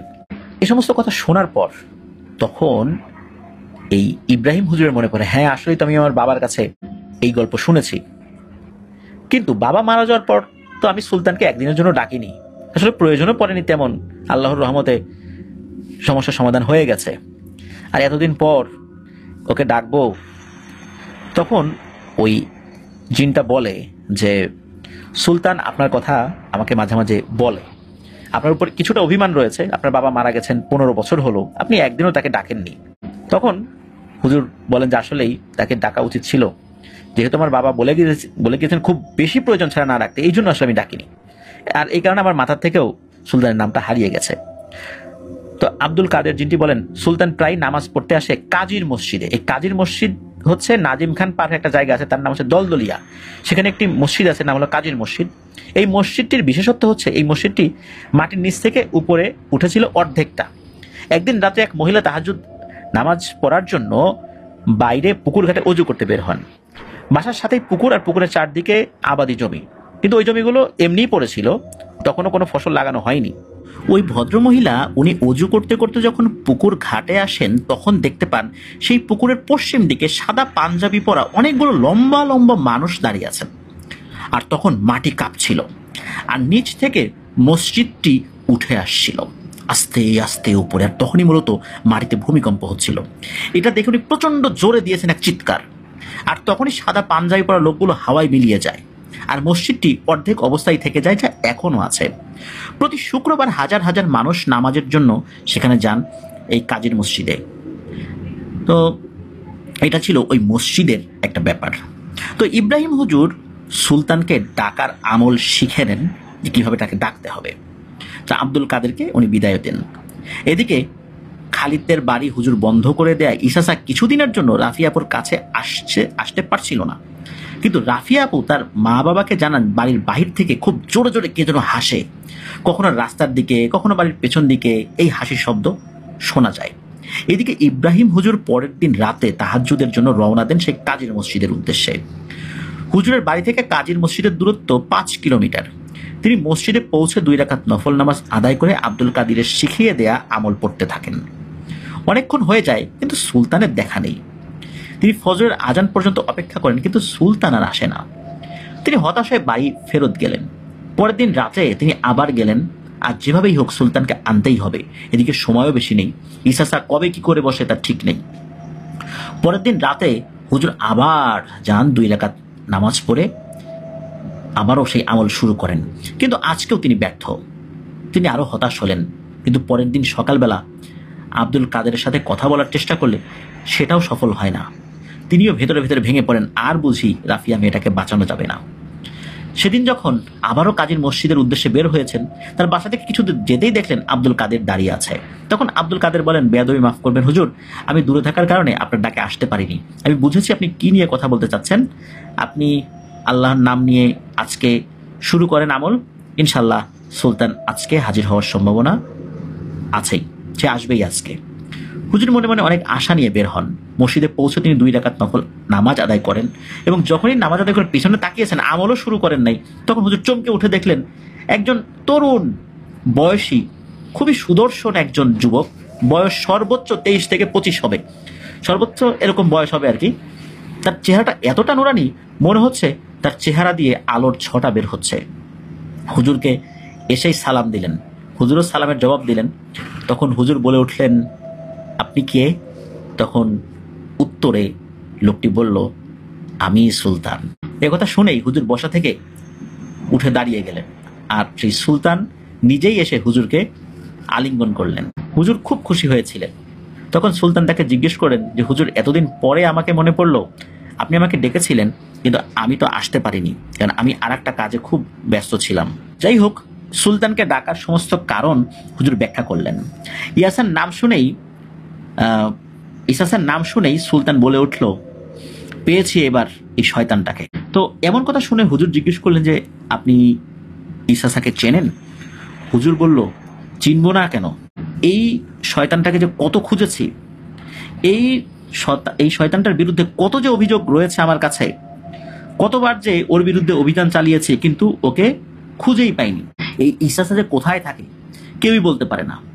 বলা হয়ে থাকে যে ও এক খুব গোপন স্থানে থাকে, যা জিনেরাও খুঁজে পায় না, আর সেখানেই ও কালো জাদুর চর্চা করে। শক্তি বাড়ানোর জন্য মেয়েদেরকে বলি দেয়। ও সরাসরি একজন শয়তানের পূজারী। এই বেটাকে যদি সামনাসামনি একবার পাই তাহলে ওকে বুঝিয়ে দিতাম, কিন্তু ও এমন কালো জাদুতে পারদর্শী, ওর সাথে সরাসরি যুদ্ধ করাটা এটা খুবই দুরূহ ব্যাপার। এমনকি আমিও ওর সাথে সহজে পেরে উঠব না। তবে আপনি যদি একটু কৌশলী হন তাহলেই আমি ওর সাথে যুদ্ধে পেরে উঠব। তখন হুজুর জিজ্ঞেস করেন, বলেন কিভাবে আমি সাহায্য করতে পারি? তখন এই সুলতান বলেন, ইসাসা এত শক্তিশালী হলেও ওর একটা বড় দুর্বলতা রয়েছে। সেটা হচ্ছে ও বদ্ধ ঘরে যুদ্ধ করে সহজে জিততে পারবে না, কারণ উন্মুক্ত আকাশের নিচেই ও শুধু ওর শক্তি প্রদর্শন খুব ভালোভাবে করতে পারে। যেখান থেকে আকাশ দেখা যায় না, সে দিনের বেলা হোক বা অন্ধকারেই হোক, সেখানে ও খুব বেশি শক্তি প্রদর্শন করতে পারে না। আর ওকে দুর্বল করার অন্য যে পদ্ধতিগুলো রয়েছে সেগুলো যেগুলো করার দরকার আমি করব। আপনি শুধু একটা কাজ করবেন, ইসাসাকে রাফিয়ার রুমে প্রবেশ করতে দিবেন, তারপর যেটা করার দরকার আমি করব, আর আপনার কোনো চিন্তার কারণ নেই। সামনের কয়েকটা দিন পরেই অমাবস্যার রাত। ওই দিনই ওই বেটা ওই মেয়েকে নিতে আসবে, আর তখনই ওকে আটকাতে হবে। আমি চেষ্টা করব সম্পূর্ণ রক্তপাতবিহীন আমি ইসাসাকে বধ করতে। আর এটাই হবে আমার জীবনের অন্যতম একটি বিজয়। ইনশাল্লাহ এই চেষ্টায় সফল আমরা হবই। তো এই কথা বলতে বলতে হঠাৎ করে কি হয় যে মুয়াজ্জিন সাহেব উনি আবার দরজা খুলে ভিতরে ঢুকে পড়েছে, আর সাথে সাথেই কিন্তু এই যে সুলতান সেও অদৃশ্য হয়ে যায়। আসলে ফজরের সময় হয়ে যাচ্ছিল, তো এই কারণে মুয়াজ্জিন সাহেব ভিতরে ঢুকে পড়েছেন। ভিতরে ঢুকেই ইব্রাহিম হুজুরকে দেখেই বলেন, হুজুর আপনি এত দূর থেকে এখানে আসছেন? তখন ইব্রাহিম হুজুরের সাথে তার সালাম বিনিময় হয় এবং বলেন, হ্যাঁ আসছিলাম, তাহাজ্জুদ পড়ার জন্য আসছিলাম। হুজুর আসলে বেশি কথা তার সাথে আর বলেন নাই, ওখানে ফজরের নামাজ আদায় করে চলে আসে। তো রাত মানে ওই পরের রাত্রে স্বপ্নে সুলতানকে উনি দেখেন। সুলতান স্বপ্নের মধ্যে এসে বলেন যে হুজুর আপনাকে জমজমের পানি দিয়ে যাচ্ছি, আপনি আজকে 5 ওয়াক্ত নামাজের পর এটিতে রুকিয়া করবেন। আর একটা বোতল দিয়ে যাচ্ছি, এটারও কাজ আছে কিন্তু এখন না, পরে, এটা পরে বলবো। এরপর সুলতান বলেন যে আমি এখন যাচ্ছি, অনেক কাজ করতে হবে আমাকে, এটাই হয়তোবা শেষ সুযোগ আমার জীবনে ইসাসাকে ধরার, এরপরে হয়তোবা আর পারবো না। কারণ এভাবে সময় মিলিয়ে ইসাসাকে ধরাটা খুবই কঠিন ব্যাপার। আজকে যদি না পারি তাহলে 12 বছরের মধ্যেও ওর সাথে দেখা পাওয়াটা মুশকিল হয়ে যাবে। এই সমস্ত কথাবার্তা বলার পর হুজুরের ঘুম ভেঙে যায়। হুজুর লক্ষ্য করেন তার টেবিলে 2টি বোতল রয়েছে, স্বপ্নের মধ্যে যে 2টি বোতল দেখেছিলেন সেই 2টি বোতল। এইভাবে চলে আসে 7ম দিন। ওই দিনই অমাবস্যা লাগবে। হুজুর বিকেলেই পৌঁছে যান খালিদ ভাইদের বাসায়। খালিদ ভাইদের পুরো পরিবারই তো আতঙ্কে আছে, কারণ আজ 7 নম্বর দিন, মানে আজ অমাবস্যা। আজকেই রাফিয়া আপুকে নিয়ে যেতে চেয়েছিল ইসাসা তার বলি বানানোর জন্য। হুজুর খালিদের মা বাবাকে বলেন যে বাসার চারদিকে যত জঙ্গল আছে দ্রুত পরিষ্কার করে ফেলুন। খালিদের পরিবার অনেকগুলো মানুষ যারা দিনমজুরের কাজ করতেন তাদেরকে লাগিয়ে কয়েক ঘন্টার মধ্যেই সব জঙ্গল পরিষ্কার করে ফেলেন। তারপর হুজুর বলেন বালতিতে পানি নিয়ে বাড়ির চারদিকে দিতে থাকেন এবং হাঁস মুরগি গরু ছাগল যেন বাড়ির উঠোন বা আশেপাশে নোংরা করতে না পারে, এই জন্য হাঁস মুরগিগুলোকে ধরে খোয়ারে আটকে দেন। তো সেটাই করা হয়। কাজ শেষে হুজুর বলল যে আমি আশেপাশে আছি, এশার নামাজের পর আমি আসছি আপনাদের বাড়িতে, এবার আমার খুব জরুরি কাজ আছে। এশার নামাজের পর হুজুর আসেন, এর মধ্যে তেমন কোনো সমস্যা হয়নি। এইদিকে অমাবস্যার কালো অন্ধকার চারদিকে ঘিরে রেখেছে, ঠিকভাবে কিছু দেখাও যাচ্ছে না অন্ধকারের কারণে, যেহেতু এই এলাকায় ইলেকট্রিসিটি ছিল না। হুজুর খালিদের পরিবারকে বলেন যে রাফিয়াকে পশ্চিম দিকের রুমটায় শুইয়ে দিন এবং দরজা লাগিয়ে দিন। এই রাফিয়া আপুদের ঘর যেহেতু একই সারিতে, মানে এক ঘর থেকে অন্য ঘরের ভিতর দিয়ে সহজেই যাওয়া যায়, তাই হুজুর বললেন যে ভেতরের দরজাটাও লাগিয়ে দিতে, যেন এই ঘরটি বাকি 2টা ঘর থেকে আলাদা থাকে, আর বাসা থেকে কেউ যেন বের না হয় যতক্ষণ ফজরের আজান না হয়। আমি আপনাদের ডাকবো তখন খুলবেন, তার আগে কিন্তু খুলবেন না। কিন্তু যত যাই হোক না কেন ভুল করেও কেউ বের হবেন না, যাই হোক না কেন, তাহলে কিন্তু সব পরিকল্পনা নষ্ট হয়ে যাবে। আমিও বাঁচবো না, আপনারাও বাঁচবেন না, রাফিও বাঁচবে না, সব সর্বনাশ হয়ে যাবে একদম। তো এই রাফি আপুকে হুজুর 1 বোতল পানি থেকে একটু পানি বের করে খাওয়ান, দোয়া পড়া পানি, মানে রুকিয়া করা পানি। তার সাথে সাথে রাফি আপুর ঘুম চলে আসে, রাফি আপু ঘুমিয়ে যান। কিন্তু মেয়েকে একা ওই রুমে রেখে আসতে আসলে ইচ্ছা করছিল না খালিদের মা বাবা। তারপরও হুজুরের কথায় ভরসা পেয়ে তারা রেখে আসেন আর আল্লাহর কাছে দোয়া করতে থাকেন। এদিকে হুজুরের বাড়ির মেইন গেট, মানে হুজুর বাড়ির মেইন গেটটা লাগিয়ে দেন। এই রাতটার জন্য একটা ভয়ঙ্কর রাতের রূপ নেওয়া শুরু করতে থাকে। হঠাৎ করেই অমাবস্যার ওই রাত্রেই আকাশে বিদ্যুৎ চমকাতে থাকে আর মাঝে মাঝে আকাশ গর্জন করে ওঠে, টিপটিপ বৃষ্টিও শুরু হয়। রাত বাড়ার সাথে সাথে ভয় আর চিন্তা দুটোই বাড়তে থাকে। খালিদকে বুকে জড়িয়ে কান্না করতে থাকেন তার মা বাবা। সন্তানের এত বড় বিপদ, মা বাবা কিভাবে শান্ত রাখবেন নিজেকে? অমাবস্যার সময় বৃষ্টি হয় কি না সেটা আসলে বলা মুশকিল, তবে ওই দিনের ওই রাতে নাকি ওরকমটাই হয়েছিল। সময় তখন কয়টা হবে কেউ খেয়াল করেনি। হঠাৎ এক দমকা হাওয়া এসে তাদের বাড়িতে আঘাত হানে, টিনের চাল উড়ে যাবে এমন একটা অবস্থা। একসময় তারা বাসার চারদিকে কোরআন তেলাওয়াত শুনতে পান। মনে হচ্ছে শত শত মানুষ কোরআন তেলাওয়াত করছে, কিন্তু নির্দিষ্ট কোন আয়াত পড়ছে বোঝা যাচ্ছে না, তবে কোরআন তেলাওয়াত করছে এতটুকু বোঝা যাচ্ছে। তারপর বিভিন্ন ধরনের শব্দ ওনারা শুনতে পান। কোথাও আল্লাহু আকবার বলে শব্দ শুনতে পান, কোথাও নামাজের যে একামত হয় এরকম একামতের শব্দ শুনতে পান। তারপরে বিভিন্ন ধরনের চিৎকার তো আছেই। এই যে রাফিয়া আপুকে যে ঘরে রাখা হয়েছে সেই ঘরের সবকিছু যেন দুমড়ে মুচড়ে ভেঙে যাচ্ছে এমন একটা অবস্থা, মনে হচ্ছে ঘরের ভিতরে রণক্ষেত্র। হঠাৎ রাফিয়াপুর এক চিৎকার ভেসে আসে পরিবারের কানে। আর রাফিয়াপুর কোনো সারা শব্দ নাই, শুধু একটা চিৎকারই। অজানা এক ভয় দাগ কেটে যায় খালিদ ভাইয়ের মা বাবার মনের ভেতরে। তাদের মেয়েকে আর কি বাঁচানো যাবে না? মেয়েটা কি বেঁচে আছে না মারা গেছে? এই ভাবতে ভাবতে আসলে রাফিয়াপুর গলার আবারও শব্দ তারা শুনতে পান, জাব্বু আমাকে বাঁচাও, এই ঘরে আসো, আমাকে নিয়ে যাও, মা কোথায় তুমি? মেয়ের এমন কান্না আর মায়াবী ডাকে বাবা মার বুক যেন একদম টুকরো টুকরো হয়ে যাচ্ছে ভিতরের কলিজাটা কষ্টে। খালিদের বাবা আর সহ্য করতে পারছেন না। তিনি ঘরের ভিতরের দরজা খুলে মেয়ের রুমে যাবেন ভাবছেন, তখনই খালিদের বাবার হাত চেপে ধরেন খালিদের মা। খালিদের মা বলেন, হুজুরের কথা ভুলে গেলে?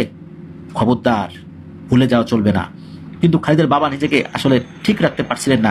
নিজের মেয়ের এরকম চিৎকার, এরকম শিশু একটা মেয়ে এইভাবে চিৎকার করবে, এটা কি কোনো বাবা মা সইতে পারেন? বাবা হিসেবে উনি তো পারছিলেনই না। তারপরও খালিদের মা তাকে অনেক কষ্টে ধরে রেখেছিলেন। এর মধ্যেই এক গগন বিদারক চিৎকার ভেসে আসে কানে, মনে হচ্ছে বাড়িঘর সব কেঁপে উঠল। আর সেই সাথে ওই ঘর থেকে কোরআনের কিছু আয়াতের শব্দ ভেসে আসলো। তখন মনে হলো আস্তে আস্তে মনে হয় সবকিছু স্বাভাবিক হয়ে যাচ্ছে। আস্তে আস্তে মনে হলো যে কেউ কথা বলছে, ফিসফিস করে কেউ কথা বলছে বাড়ির চতুর্দিকে, বাড়ির উঠোনে। আর মনে হচ্ছে নিজেদের মধ্যে কেউ হাসাহাসি করছে। এর ভিতর হুজুরের গলার আওয়াজ পাওয়া গেল। হুজুর যেন কারোর সাথে খুশি মনে কথা বলছে। তারপর হুজুর লম্বা করে একটা সালাম দিল। এরপর পরিবেশ আস্তে আস্তে সম্পূর্ণ স্বাভাবিক, মানে আর কোনো ওই ফিসফিস শব্দও নাই, কথাও নাই, কিচ্ছু নাই, একদম স্বাভাবিক। টিপ টিপ বৃষ্টি কিন্তু তখন আছেই, আর হালকা বাতাসও বইছিল। হুজুর এই রাফিয়াপুর মা বাবা যেই ঘরে আছে, খালিদ ভাই যে ঘরে আছে, ওখানে এসে বললেন যে আলহামদুলিল্লাহ আমরা সফল হয়েছি, আল্লাহর রহমতে আমাদের আর কোনো বিপদ নাই, আপনারা বের হয়ে আসুন। কিন্তু রাফিয়াপুর মা বাবা তো বের হন নাই, কারণ চিন্তা করেছেন যে আবার হুজুরের গলা নকল করে কেউ আবার আমাদেরকে বিপদে ফেলবে কিনা। এই জন্য রাফিয়াপুর বাবা চিন্তা করছিলেন যে যে কোনো মূল্যেই হোক, যেহেতু এতক্ষণ ধৈর্য ধারণ করতে পেরেছি, ফজরের আজান না হওয়া পর্যন্ত বাইরে বের হবো না। তো হুজুর ডাকাডাকি করলো ভিতর থেকে, আসলে ওনারা উত্তর দেন নাই। ফজরের আজান হলে তখনও বের হন নাই। আজানটাও যদি মায়াজাল সৃষ্টি করে হয়, এই জন্য এতটা খেয়াল রেখেছিলেন শেষ দিকে এসে আর কি। ওনারা যখন একটু আলো ফুটেছেন তখন ওরা বাইরে বের হন। তখন বাইরে বের হওয়ার পর হুজুরকে সাথে নিয়ে রাফিয়াপুর রুমে গেলেন। দেখতে পেলেন রাফিয়াপুর ঘুমাচ্ছেন। তো হুজুর বললেন যে আমাকে একটা ঘর দেন, আমি একটু বিশ্রাম নিব, সারা রাত ঘুমাতে পারিনি, আমাকে একটু ঘুমাতে হবে। তো তাকে একটু ঘর দেওয়া হলো। হুজুর কিছুক্ষণ ঘুমালেন, ঘন্টাখানেক। এদিকে রাফিয়াপুর মা সকালে খাবার প্রস্তুত করলেন। হুজুর উঠে ফ্রেশ হয়ে সবাইকে নিয়ে খেতে বসলেন। তো রাফিয়াপু কিন্তু তখনও ঘুমাচ্ছে। হুজুর বললেন যে থাক, ওকে এখন ডাকার দরকার নাই, পরে ডাকবেন, ও এমনি ঠিক আছে, পরে উঠবে আর কি। তো হুজুর বললেন এই যে ইসাসার বোন এই জাম গাছে থাকে, শারীরিকভাবে দুর্বল আর মানসিকভাবে দুর্বল হয়, ইসাসা তার বোনকে এখানেই রেখে গিয়েছে, কিন্তু বোনকে ভুলে যায়নি। তো ইসাসা মাঝে মাঝে আসতো তার বোনের খোঁজ খবর নিতে। সেদিন যেদিন রাফিয়া আর খালিদ এই গাছের নিচ দিয়ে যাচ্ছিল, তখন ইসাসার নজর পড়ে এই রাফিয়ার দিকে। আর রাফিয়ার জন্ম তারিখ থেকে শুরু করে অন্যান্য ব্যাপারগুলো সে মিলিয়ে সে চিন্তা করে একে বলি দিতে হবে। আর তখন থেকেই এই রাফিয়ার পিছু নিয়েছে ইসাসা।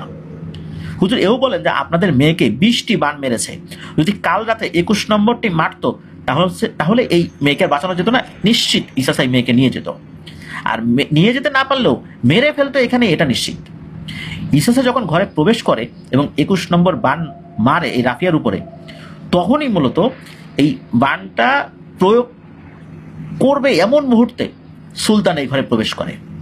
আর যেহেতু এটা বদ্ধ ঘর ছিল, এই কারণে ইসাসা এই ঘরে আটকে যায়। আর তখন আমি গিয়ে সুলতানের দেয়া বোতলের পানি এই ঘরের চারদিকে ছিটিয়ে দিই। আর তো ইসাসা এই ঘর থেকে বেরোতে পারে না, ও ঢুকতে পেরেছে আর বেরোতে পারছে না। উন্মুক্ত আকাশের নিচে ওকে যেতে দেয়া যাবে না। ইসাসা আর সুলতানের মধ্যে প্রথম দিকে কথা কাটাকাটি হয়, শুরুর দিকে মারামারি হয়নি, কথা কাটাকাটি হয়েছে। সুলতান ইসাসাকে এসব ছেড়ে দিতে বলে, ইসাসা রাজি হয় না। ইসাসা বলে, আজ বলি দিতে না পারলে আমি আমার খোদাকে মুখ দেখাবো কিভাবে? আমার ক্ষমতা শেষ হয়ে যাবে, আমার অনুসারী জিনেরাও আমাকে মানবে না। তখন আমি এতদিন যাদের উপর রাজত্ব করেছি ওরা আমাকে খুঁজবে, আমাকে মেরে ফেলবে, আমার শত্রুর অভাব নাই। তাই আমি যদি মারাও যাই আমার কোনো আফসোস নাই, কারণ আমি ক্ষমতা হারালে তখনও তো মারা যাব। আর এই জন্য প্রয়োজনে তোর সাথে যুদ্ধ করেই মরব। মূলত এ সমস্ত কথাবার্তার পরেই তাদের সাথে যুদ্ধ শুরু হয়ে যায়। কিন্তু এখানে একটা কৌশল অবলম্বন করে সুলতান, কারণ এখানে যাতে রক্তপাত খুব কম হয় এই বিষয়টা সুলতানের খুব মাথায় ছিল। আর যেহেতু ইসাসা এবং তার অনুসারীরা শয়তানি জাদুবিদ্যায় পারদর্শী, এই জন্য সুলতানের অধীনে থাকা 100 জন কোরআনে হাফেজ জিন বাড়ির চতুর্দিক থেকে কোরআন তেলাওয়াত শুরু করে, যার ফলশ্রুতিতে ওর অনুসারী পিশাচ জিনেরা কাছে আসতে পারে না। আর ইসাসা এবং ওর অনুসারী পিশাচ জিনদের শক্তিও কমতে থাকে।